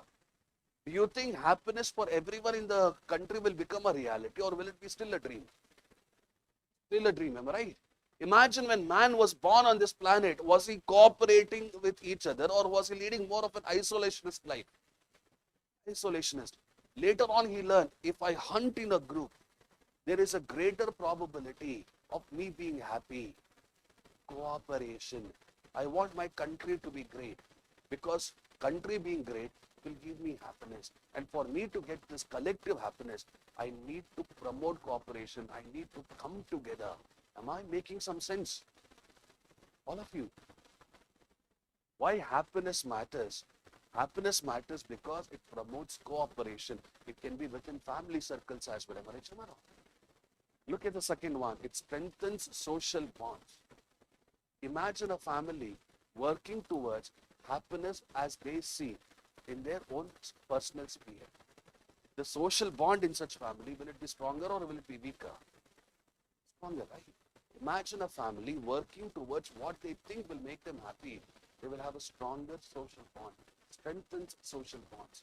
Why happiness matters as per psychology. Look at the third one. Encourages exploration. When you're happy, you have a sense of stability in your mind. When you're happy, you don't suffer from identity crisis so much. When you're happy, you want to explore, you want to take risk in life. Am I making my point clear? Imagine you're not at all happy. Even if I give you an opportunity to explore, maybe you're not going to take it up with 100% passion. Am I making my point clear? Why happiness matters? Because if you have stability in your mind, if you have peace in your mind, it encourages you to take risk. It encourages you to explore.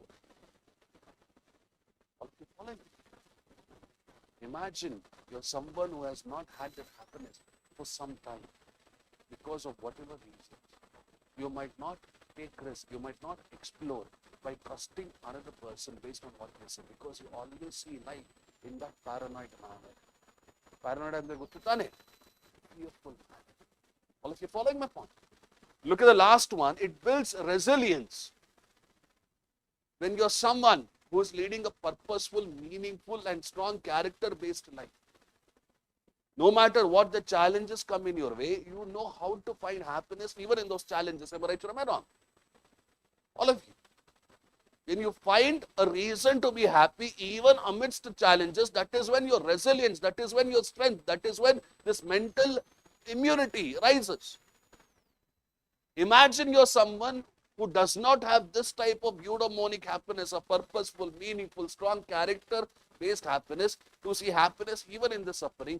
Will you see that resilience? Will you ever witness that resilience? No, right? I can give you an example.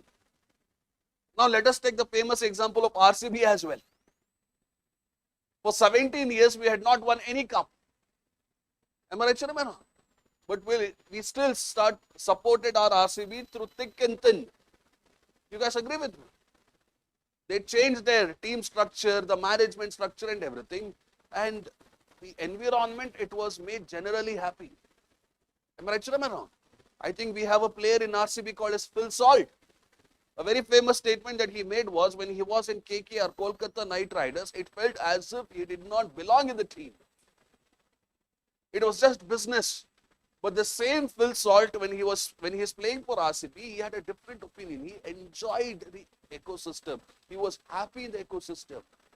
You might have heard of another RCB player as of now called as Venkatesh Iyer.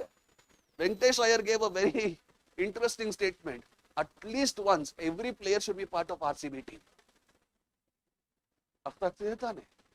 Happy ecosystem. When you have a happy ecosystem, it promotes cooperation. When you have a happy ecosystem, it encourages exploration. You can take risk. Even if Phil Salt was missing, Venkatesh Iyer took the spot. Am I making my point clear? Even though Yash Dayal was missing, you had the Rasik Salim Dar. Am I right or am I wrong? Like this. See, education should not be only in terms of what you read in the book. You need to have the ability to apply what you have learned to what is happening in and around you. If you apply, you are going to retain everything. Why happiness matters in your life? Because it promotes cooperation. And without this cooperation, man cannot be a happy animal. Man cannot be a social animal, right? All of us want happiness, right? Why happiness matters? Promotes cooperation, promotes social bonds. Just today in the newspaper or some Google News type of a thing, I read a wife along with her boyfriend killed the husband. When you can't find a reason for you to be mutually happy with each other, the best possible way is divorce. But divorce has so much of stigma in our society, they think it is much better to murder. God bless our society. And God bless you all who are going to get married. All right. Come back, come back, come back, come back. Listen to me, listen to me. Builds resilience. All of you following me? The Santiago, the guy that I told you in that book of Ernest Hemingway, The Old Man in the Sea, he was happy just to get up every day and go for fishing. 84 days he did not find the fish. 85th day he finds that heaviest fish. He loses that fish and still he is happy. Resilience. He was just happy to get up every day, go fishing because he enjoyed it. I'm making a point here. That is why happiness matters. All of you following me? This is what psychology says. Are you going to use it just like that in your answer, or is it a concept that you have to learn? A concept that you're supposed to learn. Look into this one. How do people measure happiness when it can be so subjective? I told you, happiness is different for this individual, me, and everyone else. So how do we generally measure happiness? We generally measure happiness by her ability to clear this exam.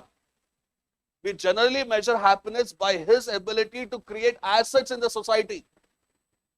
Am I right or am I wrong? Now, some thinkers have given their own test to measure happiness. Look at this one, self-reported happiness scale. This is based on psychology.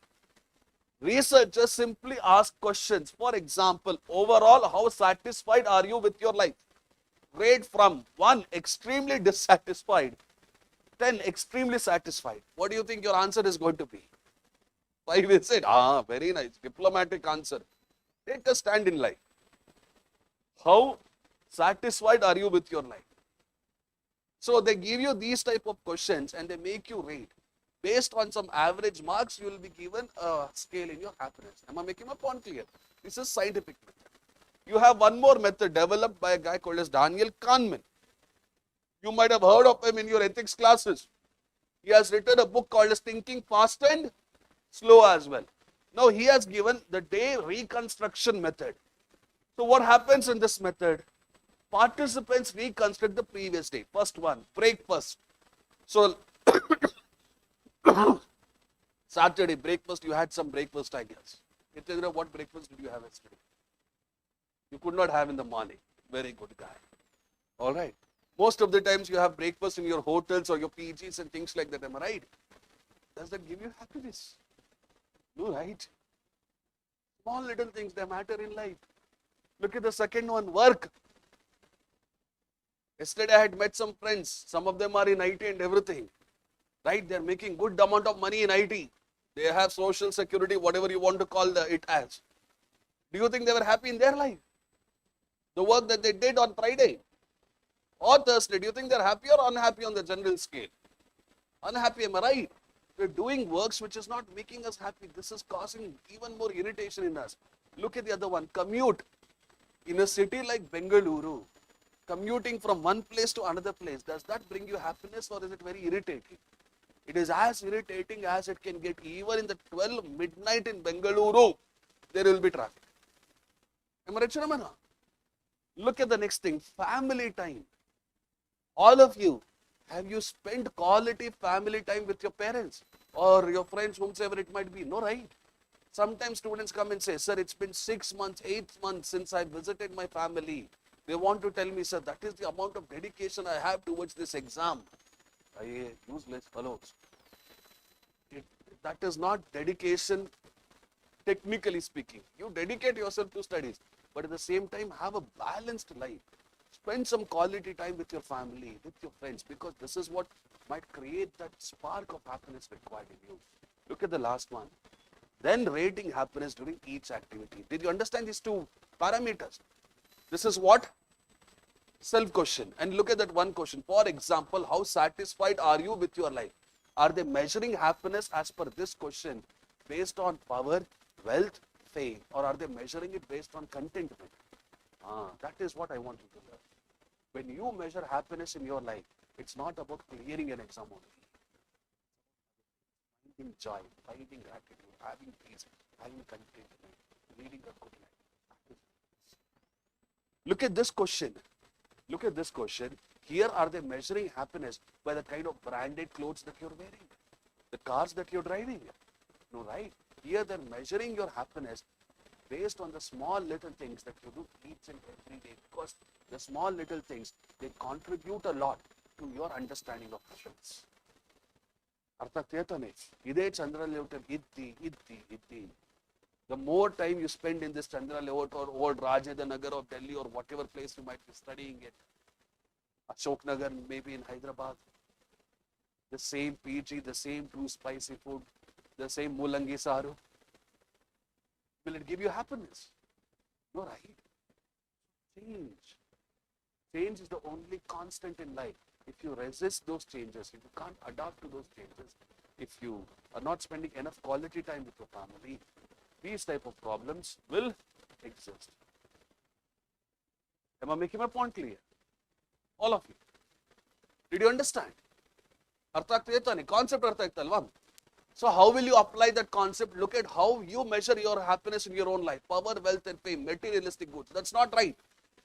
Measure happiness from contentment point of view henceforth. All of you are following me? My friend, can you please call the coordinator? You listen. Not blue color. On the other hand, what did Daniel Kahneman say? How should you measure happiness? Based on the simple little things that you do each and every day. Let us say there is a book in front of you. Are you enjoying reading? Are you finding joy in that? That is what we want. All of you are following me? Come back. Listen to me.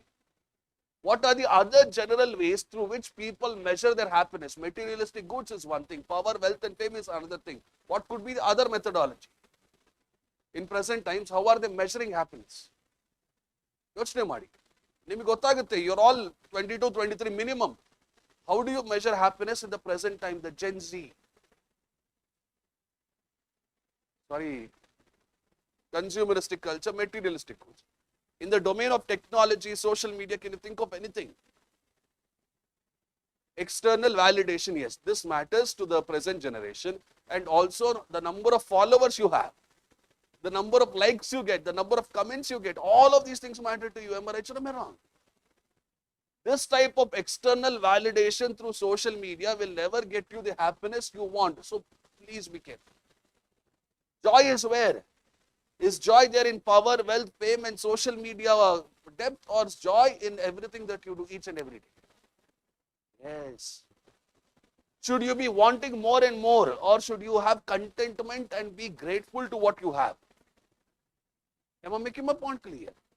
These are the fundamental questions on which these tests are measured. So keep those things in your mind. Am I making my point clear? All of you. Now you tell me, how good we are, how happy we are. There is an angle of psychology involved. There is an angle of brain involved as well. Am I right or am I wrong? All of you. Look into this. Which part of the brain is associated with emotions? Which part of the brain is associated with rational thinking? Is it amygdala or is it prefrontal cortex? Prefrontal cortex is what? Rational thinking. Amygdala is what? Emotions. Now, do you think we will be happy in life only when we are thinking rationally? Or do you think there should be a balance between rationality and emotions? There should be a balance. But what usually happens is this. Sometimes we are way too much rational than what is required. Most of the times we are way too much emotional than what is required. अर्थ ಆಗ್ತಿದೆ ತಾನೆ?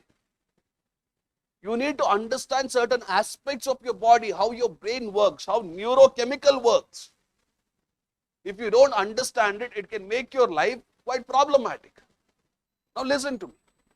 What is evolution? Can anyone tell me what is evolution? It is the gradual process of change. That is evolution. Am I right? Now this human body which has evolved, the primary reason behind its evolution was the threat that we faced. I had a threat from some animal, I made a weapon. I had threat from some cold, so I discovered what? So there is this deeply ingrained threat mentality in our mind. I have conversations with her, let us say, she has no ill will towards me, but the way I perceive her, she is a threat to me. Now I overinflate this threat. I overinflate it. So whatever engagement I have with her, whatever conversations I have with her, because of this overinflated threat mentality, will I be able to establish a happy working relationship with her, or will it be on the negative side? Negative side, am I making my point clear? Your brain perceives each and everything as a threat. It is not necessarily wrong, because it was this threat mentality which made us to evolve. But we need to be careful. We need to use our wisdom, and we need to teach this brain. Threat is not there everywhere. We need to put some conscious efforts from our side to find happiness in what we do, to find human flourishing in what we do. That conscious effort is required. It's not going to come to you just like that. Just because you go in front of a God or whatever it is you might do, and you expect happiness from there, it's not going to come. Happiness comes because you take a deliberate, conscious effort and decision to want it. It's not going to come just like that. Am I making my point clear? Look into this.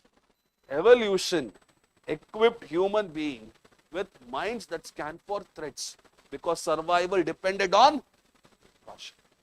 Yet flourishing demands, human flourishing I'm talking about, yet flourishing demands a different orientation. One that consciously cultivates what? Gratitude, meaning, relationships and purpose.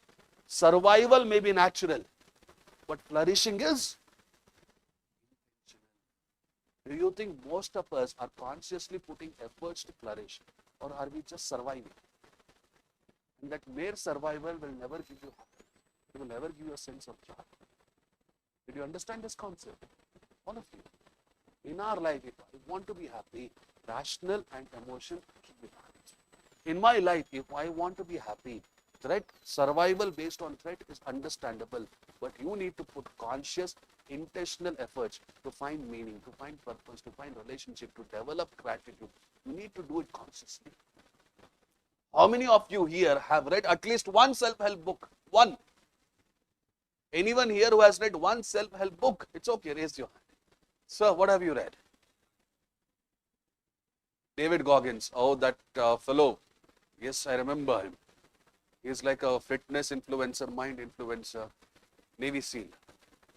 Sir, Atomic Habits. Hey, madam, energize your mind by ISKCON fellow. All right. No, I like self-help books. I'm not going to say no. I have read my own share of self-help books. But the problem with self-help books, as far as I'm concerned, they give a universal size fits all approach. Am I right or am I wrong? In your life, you might not be able to implement whatever they have told in the book exactly because your conditions, your circumstances are different. You guys agree with me? But one thing that I like about self-help books is after they have completed the chapter, they will give you some exercises. Have you observed it? They will give you some exercises. Why are they giving you these exercises? Because they want you to consciously think about it, consciously put efforts to change it. As far as I remember, Can't Hurt Me, I think I have read that book as well, David Goggins. Here he talks about how he was fat and how he changed himself to become lean, one of the healthiest. He does endurance challenges as well, as far as I remember. He does this push-up, pull-up, I forgot which exercise it was. Every time he reached a certain target, his mind wanted to give up. But he put some conscious effort and pushed himself. Happiness is like that. Self-help books are useless until and unless whatever you read in that book, you consciously apply in your life. You intentionally apply in your life. If you just read a self-help book and you don't apply it in your life, that self-help book is completely useless. Along with reading that self-help book, you need to make some changes in whatever they have taught in that self-help book based on your life and circumstance. Am I making my point clear? All of you. Artha ಆಗ್ತಿದೆ ತಾನೆ? ವಾಪಸ್ ಬನ್ನಿ. Did you understand this concept? All right. What has happened to this?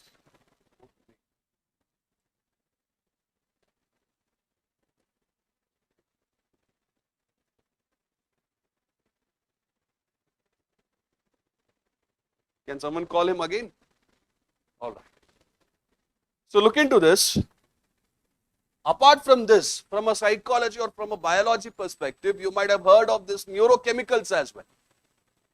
What is dopamine? Dopamine, is it something that is created in our body naturally, or is it something which we get artificially? Naturally, right? So there are some triggers. These triggers bring happiness in you. Am I right or am I wrong? What has happened to this? ಇದಕ್ಕೆ ರಜಾ ಬೇಕಾ ಇವತ್ತು? Manjunath sir class ಇತ್ತ ನಿಮಗೆ last ಒಂದು weak ಇಂದ ಇಲ್ಲೇನಾ? ಅದಕ್ಕೆ. Just like you, even it has been active for quite some time. All right. I think you have GS2 class today as well. We were supposed to take class from 11 to 5, but sir told me that there is still some part of the syllabus remaining.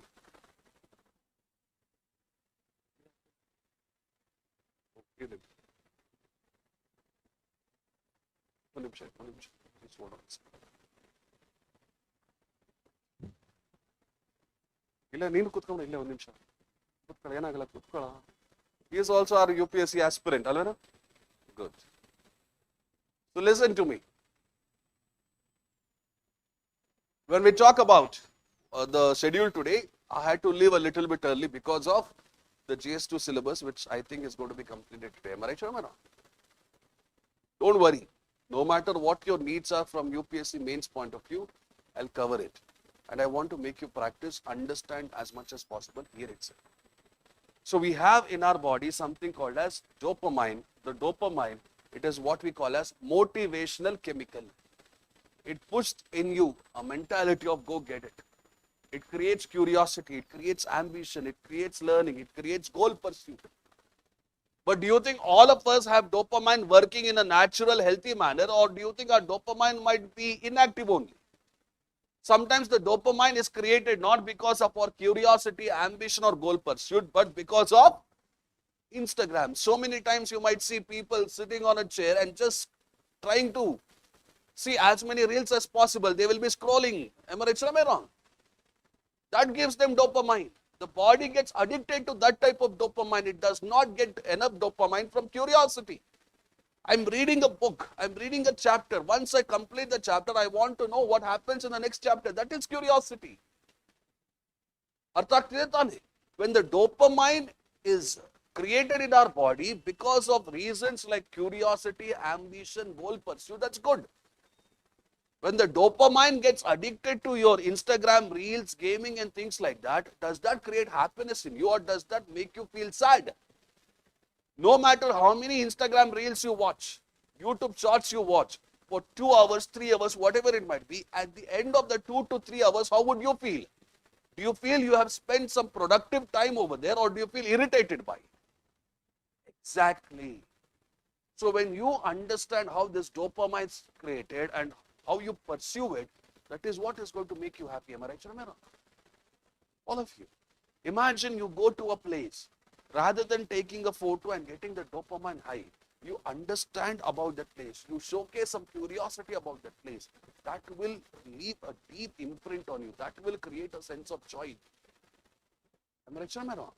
I'm teaching you concepts now. Listen to me. You have one more called as oxytocin. What does oxytocin do? You belong. So it gives you a sense of what? Connection.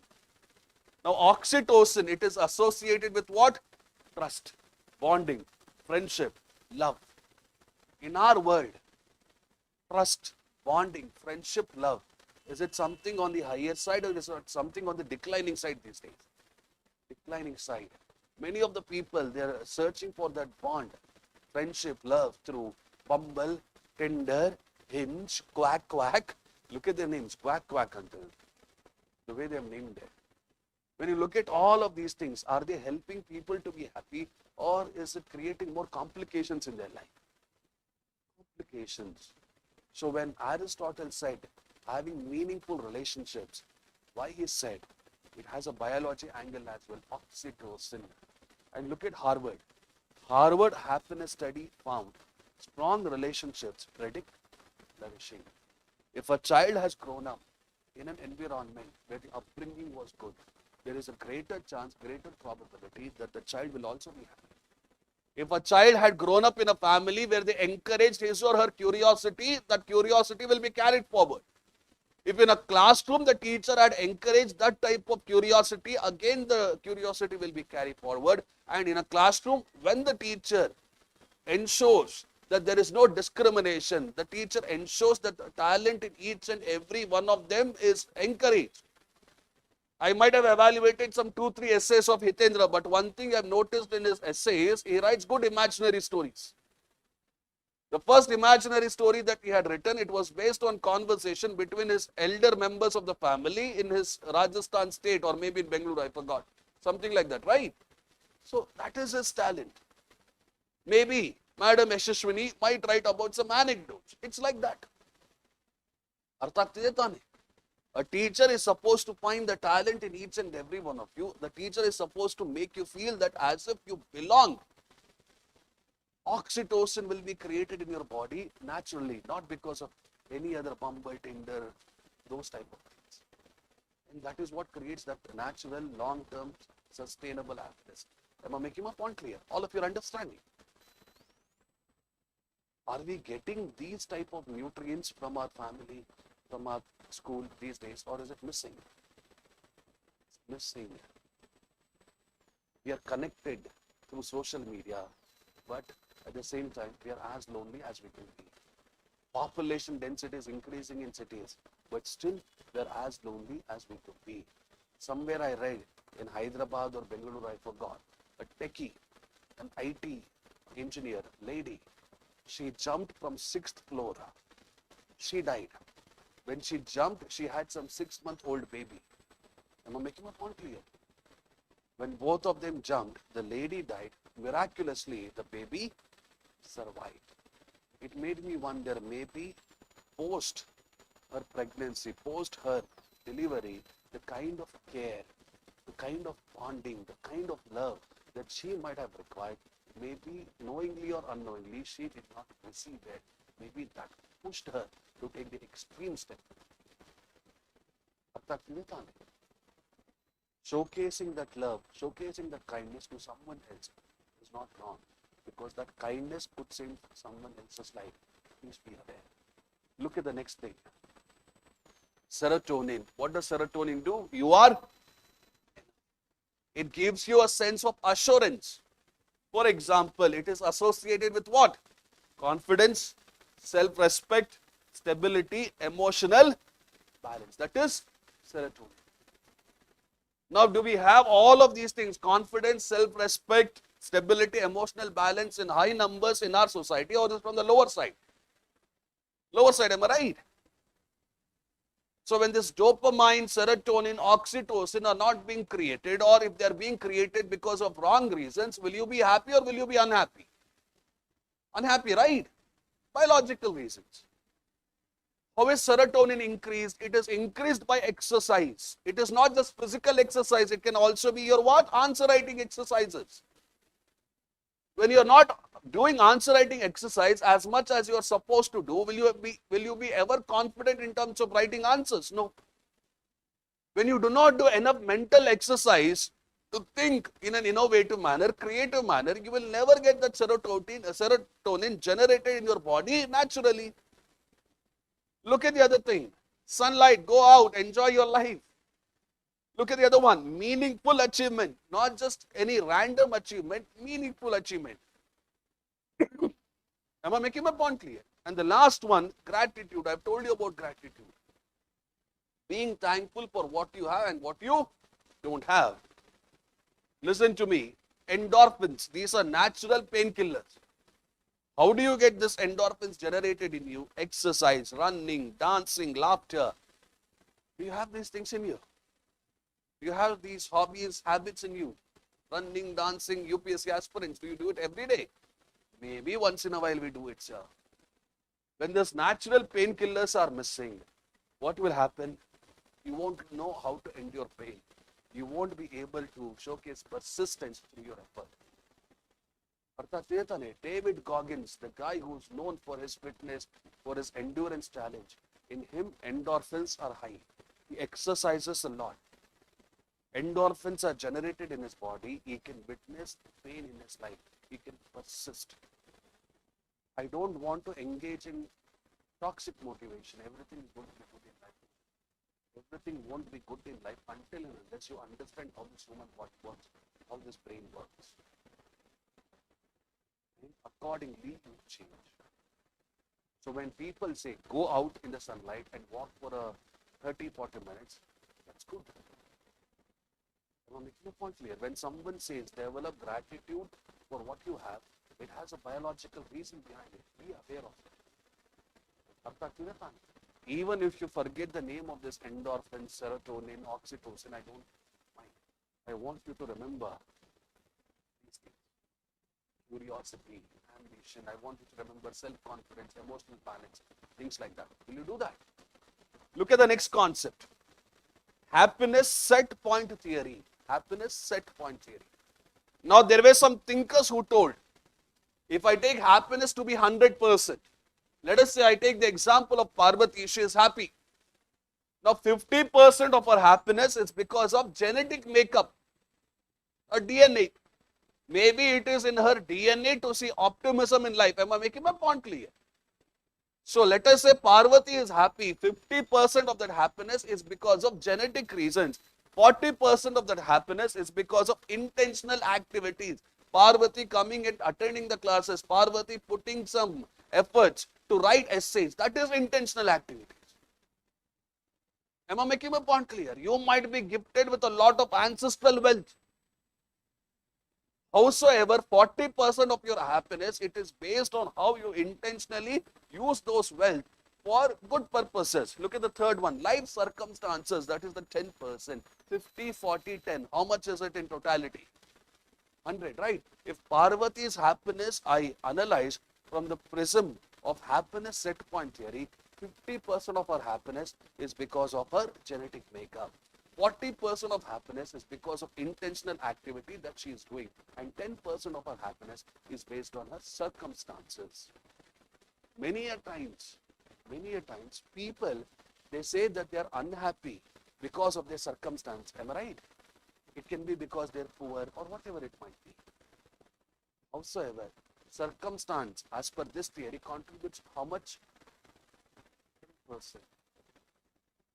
Another major share is 40%, even though you might be poor, even though you might not be having all the organs in your body, maybe you're disabled or whatever it might be.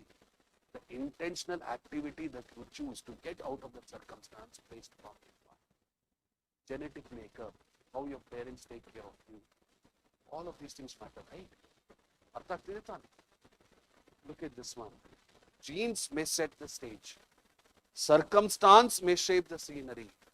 But our choices help, right? Which one, as per this statement, is very important? First, second, or the third one? Genetics may set the stage, first one. Circumstances may shape the scenery, second one. What is the last one? But our choices help, right? It's great. The third one is important, right? And this is where most of the people are not doing what they're supposed to. That is why they're so hard. Most of the people, they blame this as the major reason why they're unhappy, and this is creating problem. All of you following my point? Come back, come back, come back. Look into this. Look into this. This is a comparison between Western philosophy and Eastern philosophy. Now, Western philosophy, like your Stoicism, not Stoicism, sorry. Let us say, for example, your Aristotle's virtue ethics and things like that. They teach you, you need to lead a meaningful life. You need to do a meaningful work. When you do that, that is when you'll get happiness. Eastern philosophy, it might be Hinduism, Buddhism, Taoism, whatever it might be. In Eastern philosophy, they say happiness is not something that you're going to get through work only. Happiness is something you get when you find that inner sense of your own self. Artha ಆಗ್ತಿದೆ ತಾನೆ? As per ancient Western philosophy, happiness is outside, external. As per Eastern philosophy, it is what? External or internal? This statement, it beautifully captures the best of both. Look into this one. The West reminds us to develop our gifts. The East reminds us not to be enslaved by them. Or let me read out these things. The Western philosophy, it realizes potential, achieve excellence, become the best version of oneself. What is Eastern philosophy? Live in harmony, awaken wisdom, be at peace with reality as it is. Which one is connecting happiness to external things? Western. Which one is connecting happiness to internal sense of awakening? Eastern. Did you understand? So if you want to be happy in life, should you focus only on the Western part, or do you think teachings of Eastern are also important? Both are important. Both are important. Imagine in your public life, you are enjoying, you are very happy, but in your private life, you don't have that understanding, you don't have that wisdom, you don't have that moral awakening. Will you be happy or will you be unhappy in life? Public life, I'm very happy. Meaningful life, I'm doing great activities. In private life, I don't have it. That moral awakening is missing. The moral wisdom is missing. Will I be truly happy in life or will I be partially happy? That is what I want. Do you understand? Look at this last two lines. The art of living well is not choosing one path over the other, but learning when to grow like a tree and when to flow like a water. Can you use these two arguments anywhere? Which essay topic? The art of living well is not choosing one path over the other. In which essay topic will I use it? There is no path to happiness. Happiness, knowing when to change, when to adapt. That is where the real challenge lies. Look into this one. There are two Greek philosophies. One is virtue ethics and the other one is Stoicism. Now, virtue ethics, it gives the idea of eudaimonia, and Stoicism, it gives the idea of tranquility. Now, what is flourishing as per your Western philosophy, Aristotle? A full and meaningful life of human excellence. What is tranquility as per your Stoicism? Inner peace, ataraxia. So, which one is connecting flourishing to external thing? Which one is connecting flourishing to internal thing? Who is connecting flourishing to external thing? Is it Aristotle or is it Stoicism? Very good. Stoicism is connecting, flourishing to what? Inner peace. अर्थ ಆಗ್ತಿದೆ ತಾನೆ? Should you follow any one thing in life, or should it be both? It should be both. Look at how success is seen by these two philosophies. Success, as per Aristotle, living well by doing good and contributing to others. Look at how success is seen by your Stoic. Remaining calm and free regardless of external events. Both of them, are they valid arguments or invalid? I want you to use these arguments in your answers wherever necessary. Look at this one. Two paths, one destination. That is good life. Now, making my point clear, you can use even these type of philosophies, even these type of words in your essays. Come back, look into this. If you go to Europe, there they follow this philosophy called as hike. All right, I'm mispronouncing it in my own way. I'm sorry. Hike. Now here, what do they say in this European philosophy? You need to create warmth. You need to create comfort, connection and contentment in everyday life. Now, is success something that comes once in a while, or is it something that you need to see in each and everything that you do? So create warmth. When you have a conversation with someone else, there should be warmth in the conversation. Comfort. Now, when I say comfort, I don't mean extraordinary privileges, extraordinary luxuries in your life. Basic comforts. अर्थ ಆಗ್ತಿದೆ ತಾನೆ? Connection, meaningful connections in life, not using someone as a tool for your own selfish purposes. And last one is contentment, be satisfied. I gave you an example of a self-assessment question here based on power, wealth and fame, or was it based on contentment? अर्थ ಆಗ್ತಿದೆ ತಾನೆ? This is the European philosophy, and if you look at European countries, Nordic countries, in their country, happiness is on the higher side or is it on the lower side? Higher side. Now, I don't know how many of you have been to Germany, but I think you might have heard about Germany. Some of your friends might be in Germany as well. Can you tell me any interesting thing about Germany? Go ahead. Interesting things. Any interesting thing about Germany? Sorry? Road, Autobahn, yes. Other than that, sir? Autobahn is a highway type of a road in Germany where you can drive at any speed that you want. If you're driving there at 110, 120, people will scold you because the road is so high, the vehicles are so good. The speed will be quite high on those roads. Autobahn is one thing. Other than that, education system is good, yes. Other than that, automobile manufacturing, yes. Think simple. Now, whenever Saturday, Sunday comes, what will we do? Malkantiva, ಹೋಗ್ತಿರ್ತಾನೆ ಹೊರಗಡೆ, to mall and all these type of things. On a holiday, if you go to a mall in Germany, it will be closed. You understand? On a holiday, if you go to your monthly mall as of now, you're going to find good amount of crowd. Orient Mall, good amount of crowd. Am I right? On this holiday, Sunday, if I go to some mall in Germany, it's not going to be packed. Some of the stores will be closed as well. Am I making a point here? Because holidays are meant to be spent here with the family. In Christianity, when people go to church once a week or whatever their frequency might be, once a week they go to church, they come back and they have a family dinner. Am I right or am I wrong? All of you, creating warmth. If you look at our rural areas, if you look at our forefathers, they used to meet quite often. They used to have jatres or rural fest quite often. That warmth, that connection was being created. But in the present time, are we seeing these things becoming part of our day-to-day life, or is it a rarity? Rarity, tane. Are we finding that warmthness in our own family these days? Not so much. Are we finding that connections in our work ecosystems? Not so much. Am I right or am I wrong? The problem is there. Problem is there. And I don't know whether you know this.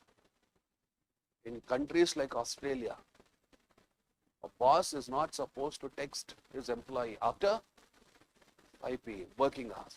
In India, every hour is a working hour. Weekends, business as usual. Am I making my point clear? It's like that. Come back. In the last couple of years, you might have learned that European countries are thinking to have weekdays 5 days in a week or reducing it to 4.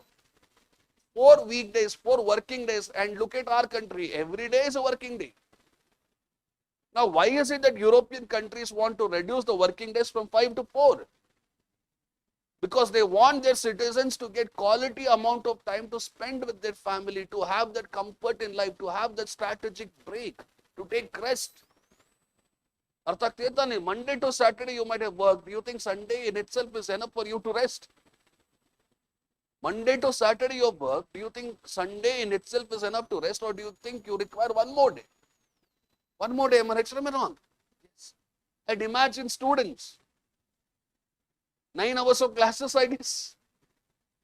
And this goes on for such a long duration.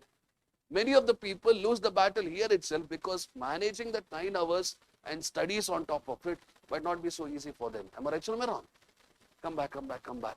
What Hug teaches us to slow down in life, enjoy simple pleasure, prioritize relationship, create spaces of belonging.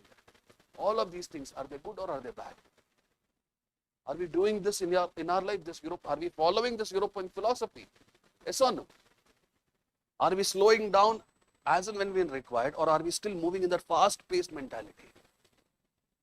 Are we enjoying the simple pleasures of our life, or are we wanting only extraordinary pleasures? Extraordinary. Are we prioritizing a relationship, or are we prioritizing money making? Money making. Are we creating spaces of belonging? Imagine you watch some English movie on a work cabin. They would have kept their laptop, maybe their targets, maybe the photos of their family members, friends, and things like that. Am I right or am I wrong? They want to get that sense of belonging there as well. You go to Google, Facebook, these type of offices, headquartered in San Francisco or other places like that. They want to encourage a sense of belonging in that workplace ecosystem as well. Team mounting, spaces of belonging, am I right? When I analyze our own Indian MNCs from that point of view, are they creating spaces of belonging, or is there mistrust here itself?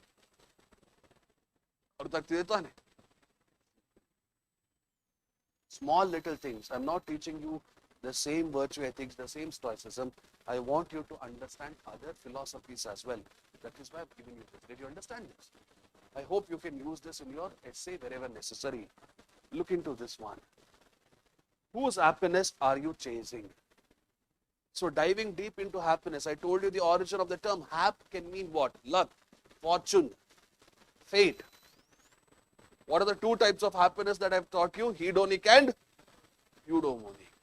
Apart from that, I have taught you certain psychology behind happiness. Am I right? Apart from that, I also taught you some philosophical angles of happiness. One was Western philosophy and the other one was, another one was virtue ethics versus tranquility. Now what I'm teaching you is the social angle of happiness. When you're born on this planet, do you have what you think is happiness that you want to follow, or do you think the society imposes its definition? Society imposes. Family might say happiness is you taking care of the whole family. Am I making my point clear? A teacher might say happiness is you excelling in your academic exams. So each and every level in the society, each and every institution in the society imposes its own idea of happiness. Religion, for example, what is happiness as per religion? You tell me. What is the idea that they impose? You tell me. Don't worry. Sorry, sir. Worshipping God, believing in whatever is written in the sacred, holy scriptures. Am I right? But when you're following the happiness as defined by your parents, teachers, religion, or whomsoever it might be, are you truly happy, or are you living the dream of someone else? What do you think?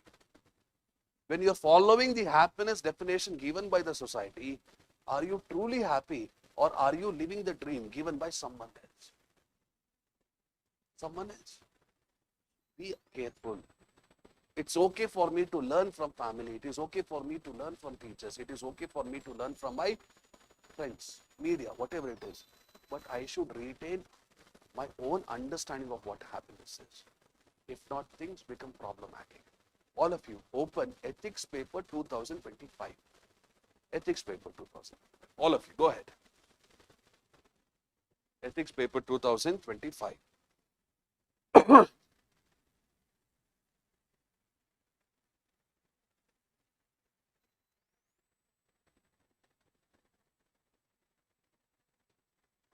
Ethics paper 2025. Is there any quote given by Gandhi? So not Gandhi, Vivekananda. Any quote of Vivekananda in that question paper? Sorry, madam. That is Swami Vivekananda's quote, is it? Okay. Go for any other quote other than that he has given. I don't think so. I don't think so. Go for 2024 ethics paper, please. 2024 ethics paper.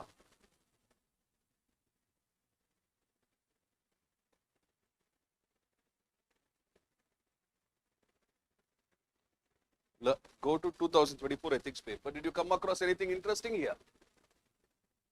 It is Swami Vivekananda quote. Ah, yes. Learn everything from others. But should you become like others or should you retain your own uniqueness as per that quote? You have to learn everything from others what is good. You have to bring it in your own self, but at the same time you have to retain your own uniqueness. You can take whatever your family says, whatever society, religion, teachers, everyone says. Them trying to give their own definition of happiness is not wrong because their definition of happiness gives us a sense of direction, am I right? But when you're walking in this direction, you should be able to make some change as per your circumstance, as per your preferences. If you're blindly following what your parents, teachers are saying, that is when it becomes problematic. Arthat tiltane, sir, society is imposing, my parents are saying that do this, do that. Nothing wrong with it. You accept it. If there is anything good in it, you follow it. But make the necessary changes in their advice as per your own understanding. This is what Swami Vivekananda said. This is what even I am conveying it to you. Am I making my point clear? All of you. And you tell me. Is achieving happiness, is following eudaimonic happiness so easy or is it problematic? Hitendra, what are the challenges that you face in this way? What are the challenges you've come across in this path? When you try to be happy, what are the challenges that come along the way? Imagine, you want to clear UPSC exam, but what might be the challenges in this path? Did you understand the question? Imagine clearing this UPSC exam will bring you happiness, but what are the challenges in clearing this exam? Syllabus completion, enough amount of revision, answer writing practice. Rather than using these three, let me rephrase it. Showcasing sincerity, maintaining healthy passion are the credible arguments as well. Retaining one's uniqueness. Am I making my point clear? And when you're walking this path of UPSC preparation, there are n number of failures that you face in this preparation. Am I right?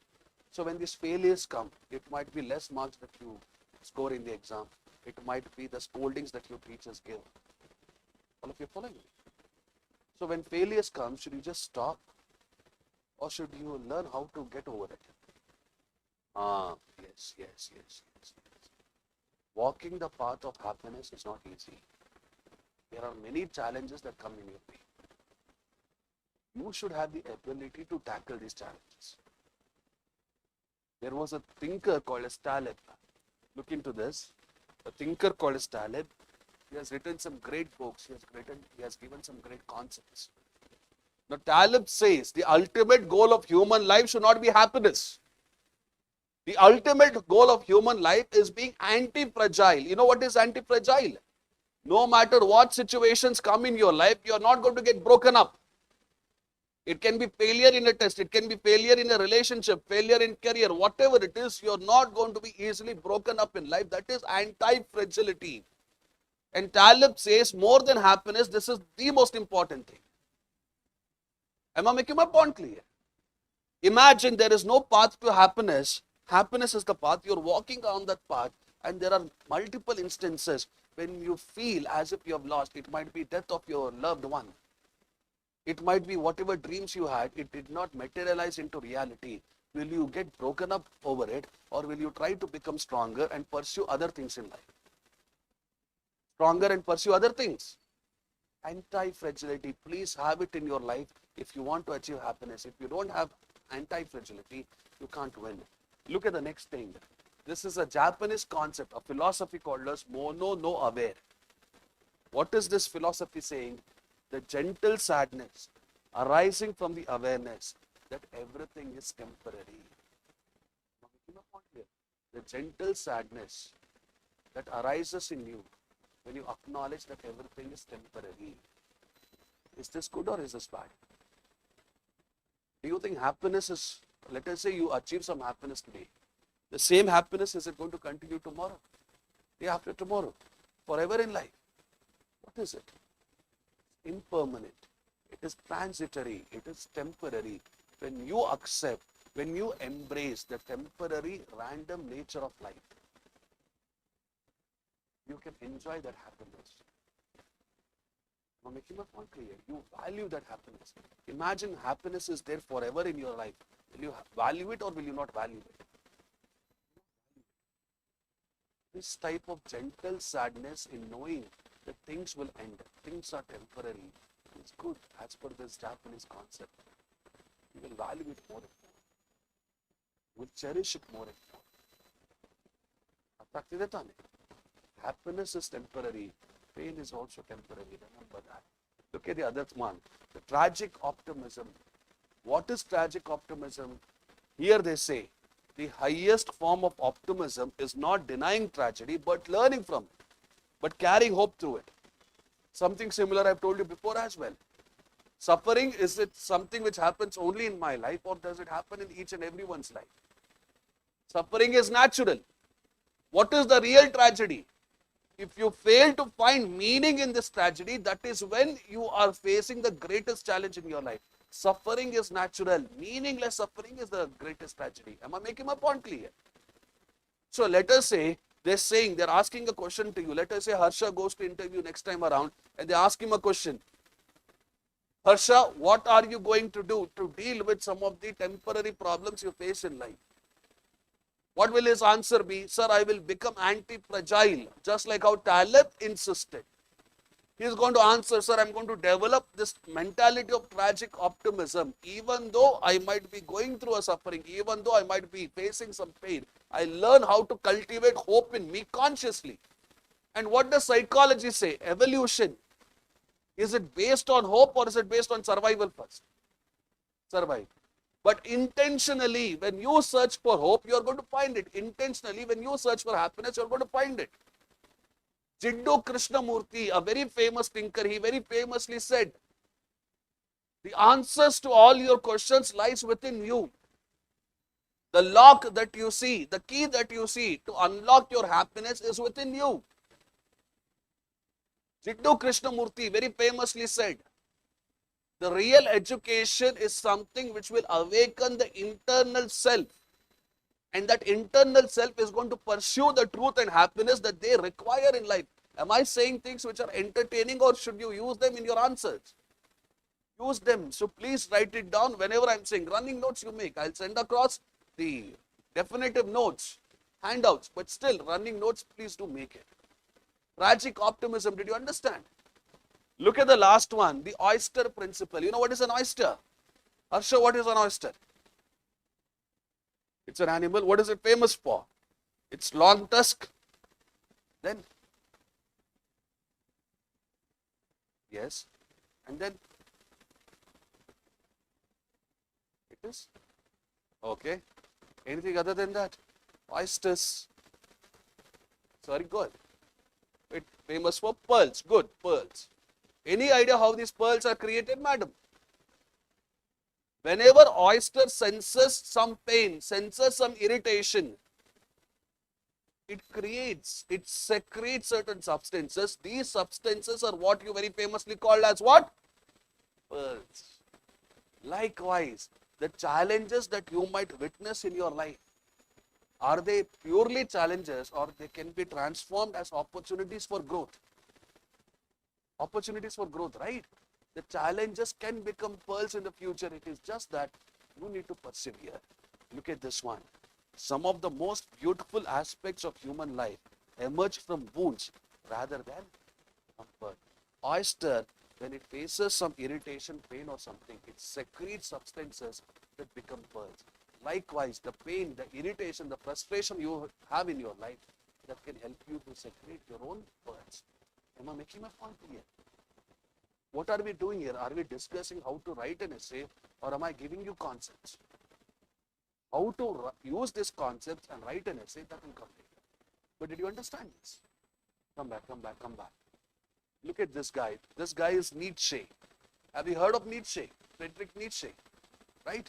Come back, come back. What does he say? The purpose of life is to become. The purpose of life is to become. Is it something which has already happened, or is it a continuous statement? What is it? The purpose of life is to become. Is it a definitive statement, or is it continuing? Very good. Very good. So you might have achieved something in life, but that achievement in itself is not everything. It changes. Now your purpose was to clear this exam, but because of some reason you could not. The purpose changes. The purpose of life is to become as good, as better as possible, and never to stay stagnant. That is what Nietzsche is saying. Look into this. The will to power is there in some external thing, or is it there within ourselves? The will to power exists. How you will that power is up to you. Look into this one. Suffering is not the opposite of flourishing. Meaningless suffering is the opposite of flourishing. Have I told you this philosophy? And look at what Nietzsche says. He takes an analogy. A seed becomes a tree only by breaking open. A seed becomes a tree by pushing through the darkness. A seed becomes a tree by facing storms. Growth itself is uncomfortable. So should you be always comfortable, or should you explore uncomfortableness? Wow. Where can you use this nature metaphor, nature analogy, in which essay topic? Growth itself is uncomfortable. Where will you use it? Ship in harbor is safe, but that is not what a ship is meant for. All of you, come on. I know you have class at what time? 3 or 4? 4 is it? Oh, not a problem, not a problem. Did you understand this? Listen to me now. How do socio-economic systems, systemic discrimination and lack of opportunities create challenges? Systemic discrimination means what? Let us say someone is born in a bonded labor type of situation. This I read in today's newspaper. Have you heard of a place called as Gurugram? Where is Gurugram? Northern India or Southern India? Northern India. In Gurugram, there was a tribal lady who was freed. Now, this tribal lady was, I think she was from West Bengal or Jharkhand, I guess. I forgot the state. From there, she had come to Gurugram. A family living in Gurugram had paid 40,000 rupees to the family of this tribal lady. This tribal lady, for 2 years, she was beaten up. She can't move her right hand. She has lost hearing in one of her ears. She was basically kept in a house imprisonment. Bonded labor she was. But somehow she managed to contact the police. And the people in that family were arrested. So imagine I go to that lady and I say to that lady, hey, madam, dear tribal lady, there is no path to happiness. Happiness is the path.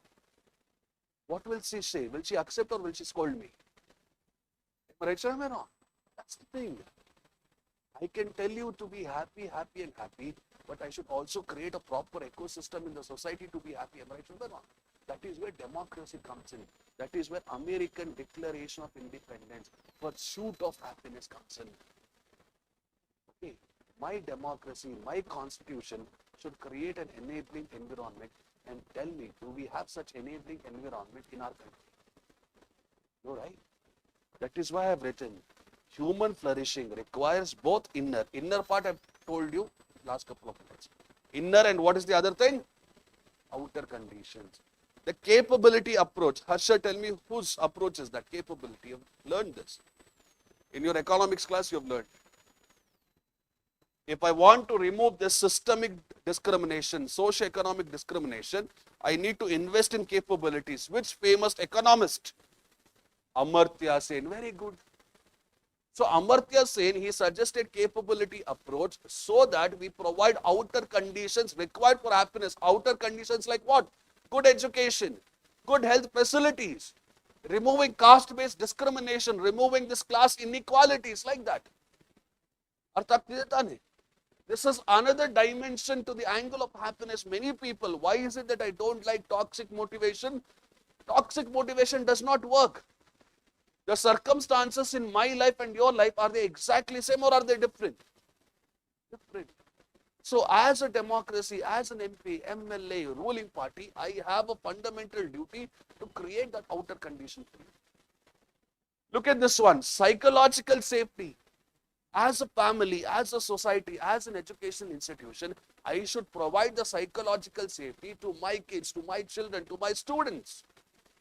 If they don't have that psychological safety, if they are perpetually paranoid, if they are perpetually fearful, do you think they're going to grow up into confident looking kids, or do you think they're going to grow up as an inferiority complex affected kids? Inferiority complex. That is psychological safety.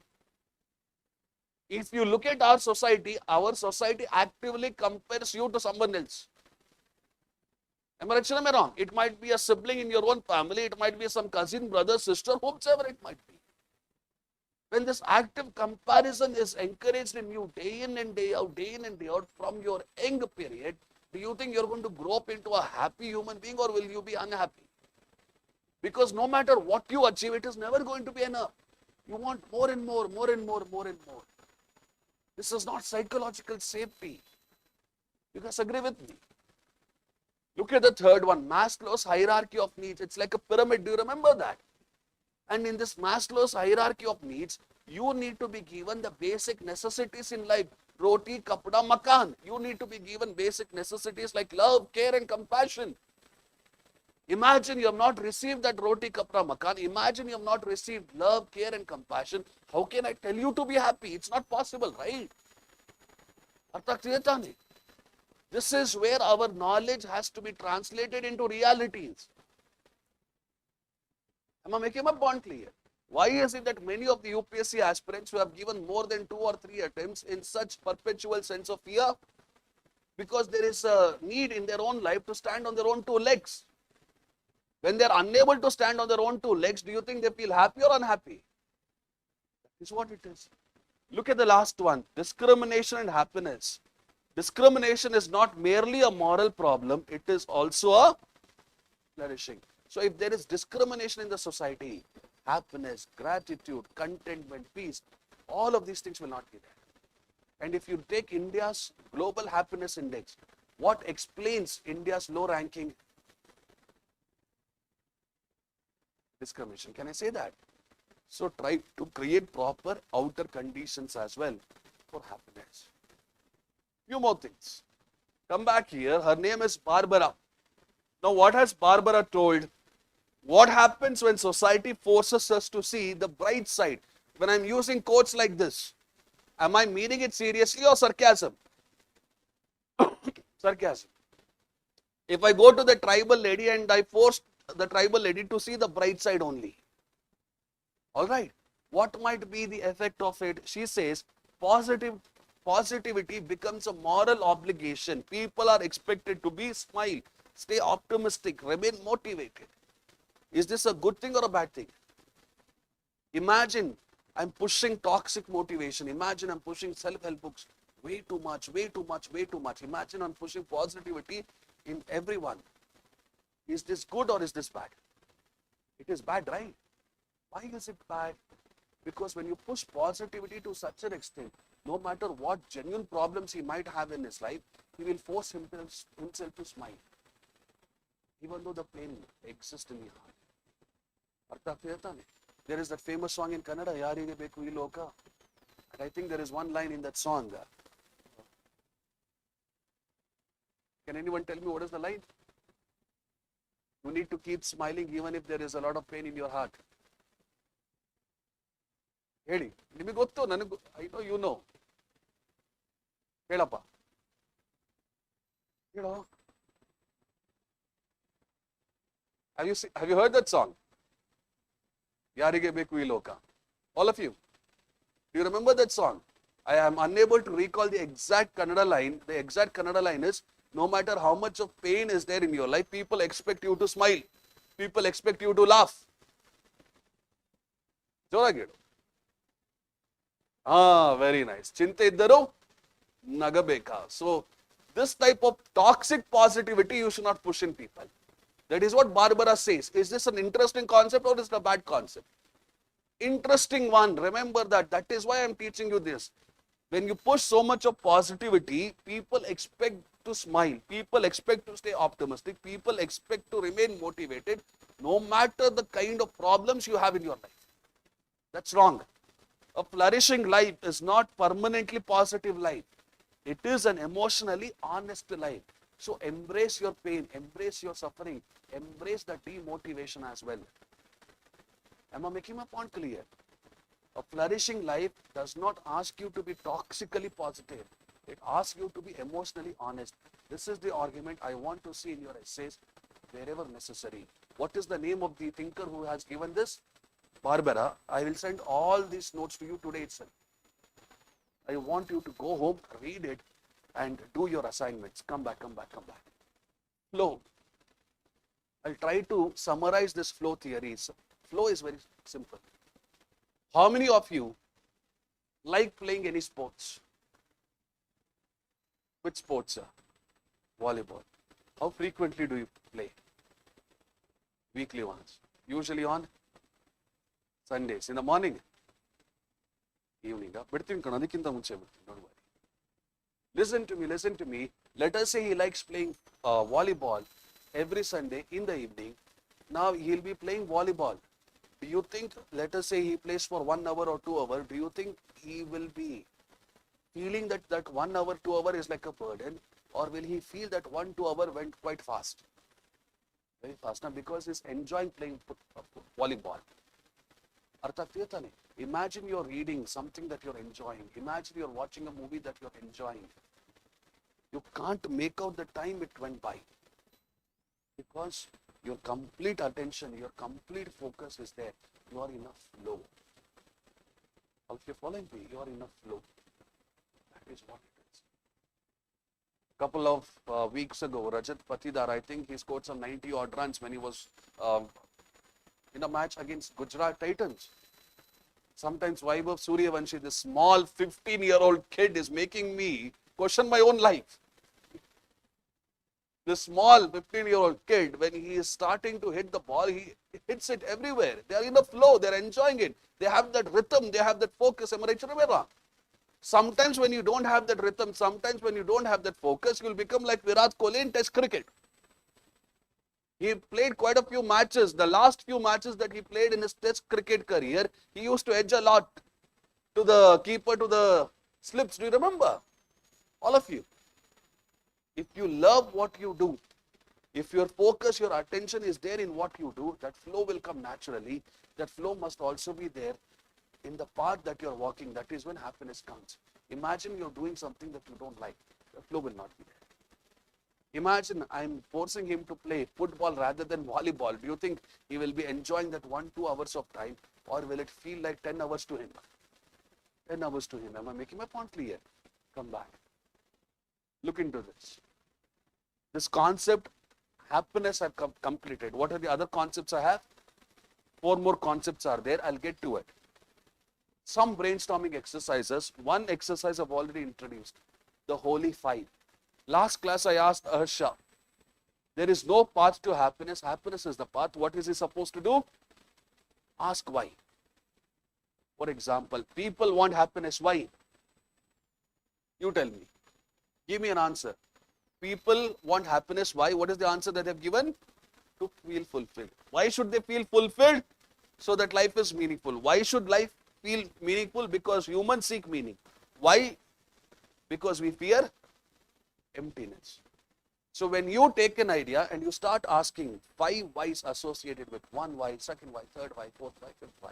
1 why you got an answer. Will you stop there or will you counter question that answer? Like this. You'll generate more arguments. Look at one more brainstorming exercise. What would X say? Imagine here was sitting a person called as, let us say, your Shiv Kumar Swamiji. And you ask Shiv Kumar Swamiji, what is happiness as per him? What would his answer be? Buying a Mercedes class car, or what would his answer be? Charity, charity through education, taking care of those people who don't have basic needs in their life. That is what he would say. Am I right, Ramana? So what I want you to do before you write the body of the essay is do this brainstorming exercises. Think of some personalities. Am I making my point clear? Come back. Metaphor. Nietzsche, he uses a metaphor of nature. A seed, before it becomes a tree, it has to face storms. Am I right or am I wrong? Various challenges are there. Metaphor factory. Happiness. We must explain happiness based on a river. What is happiness for a river? Reaching? Okay. What might be happiness for a river other than that? Carving a gorge. Am I making my point clear? What is happiness as per a tree? Growing strongly, resisting the pressures of the wind, providing value-added services to insects, birds, and so many other things. That is happiness. Look at happiness as per a candle, you tell me. To bring light in the world of darkness. What is happiness as per a compass? To give you a sense of direction. What is happiness as per a mountain? What is happiness as per a mountain? To give challenges in your life. To stop those clouds. Am I making my point clear? Come back, come back, come back. What should be happiness from an educational point of view? Happiness from an educational point of view is just clearing your competitive examination, or is it much more bigger? Happiness should be in instilling character, instilling in you a sense of duty, making you work for the greater good. That is happiness. Idana ಏನಂತ ಕರೀತೀವಿ? Metaphor factory. All of these brainstorming exercises will work on it. Today we practice the introduction. ಅರ್ಥ ಆಗ್ತಿದೆ ತಾನೆ? I want you to go back home and I want you to practice for 2 essay topics, introduction only. 2 essay topics. Write down this. Only the introduction part I want you to follow. The happiest people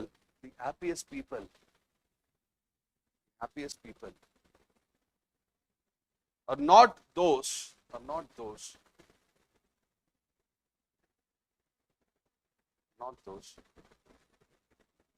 who have the most,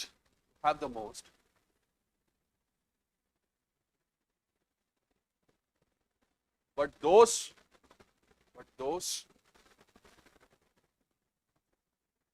who need the least.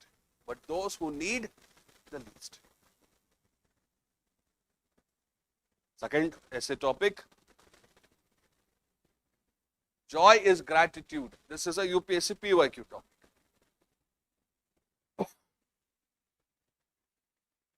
This is a UPSC PYQ. Now look into this one. The happiest people are not those.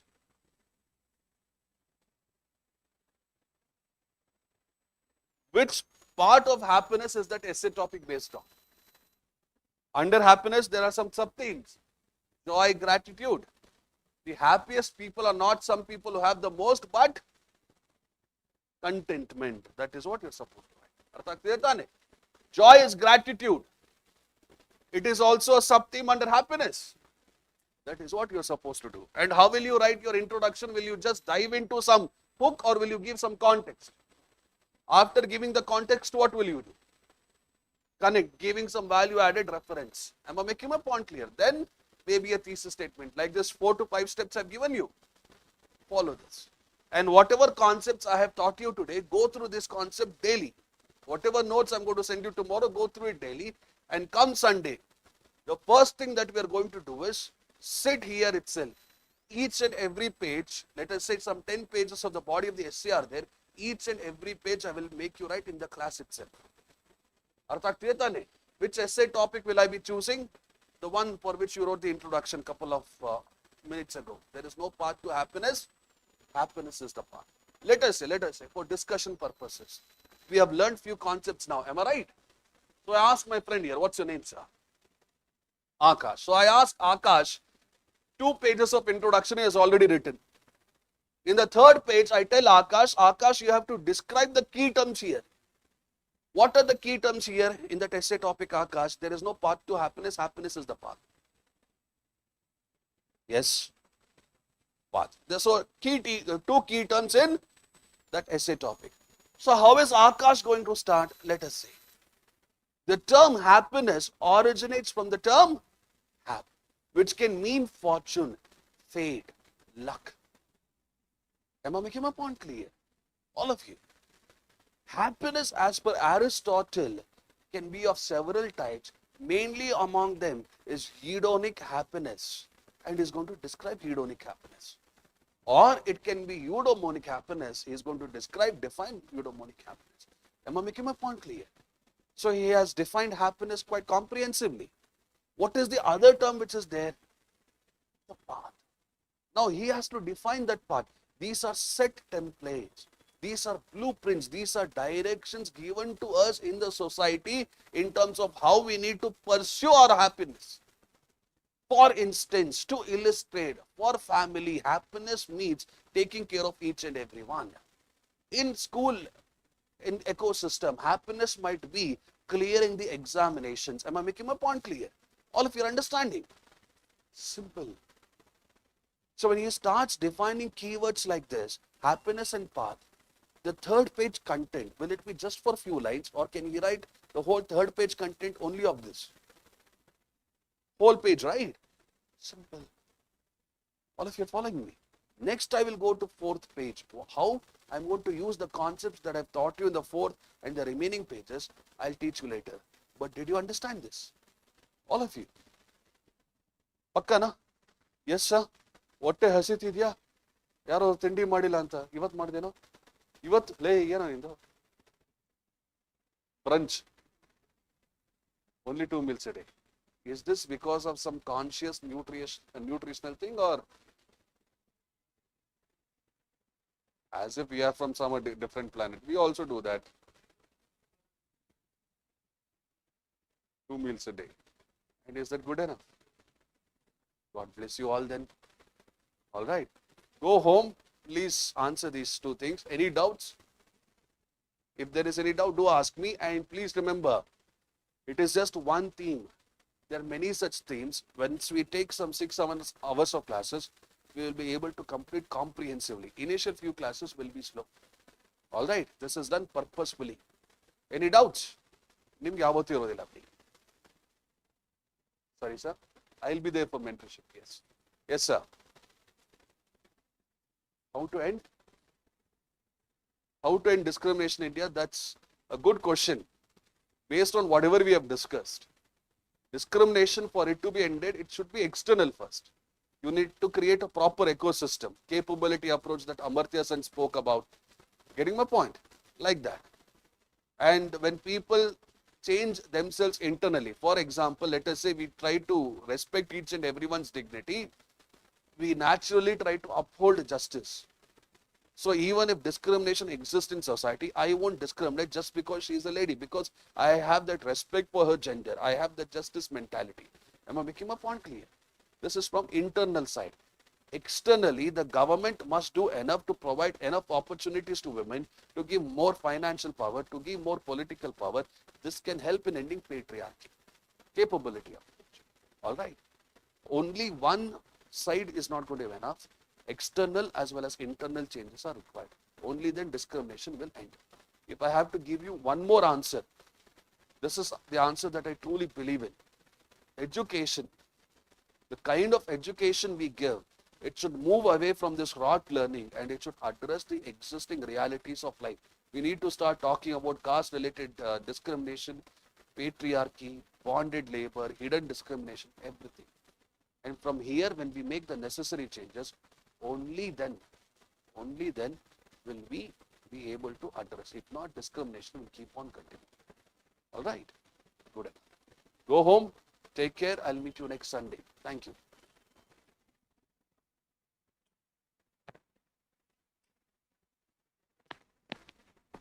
A paragraph, how many paragraphs should an introduction have? Madam, it should have minimum 3. One for hook, one for background, one for thesis.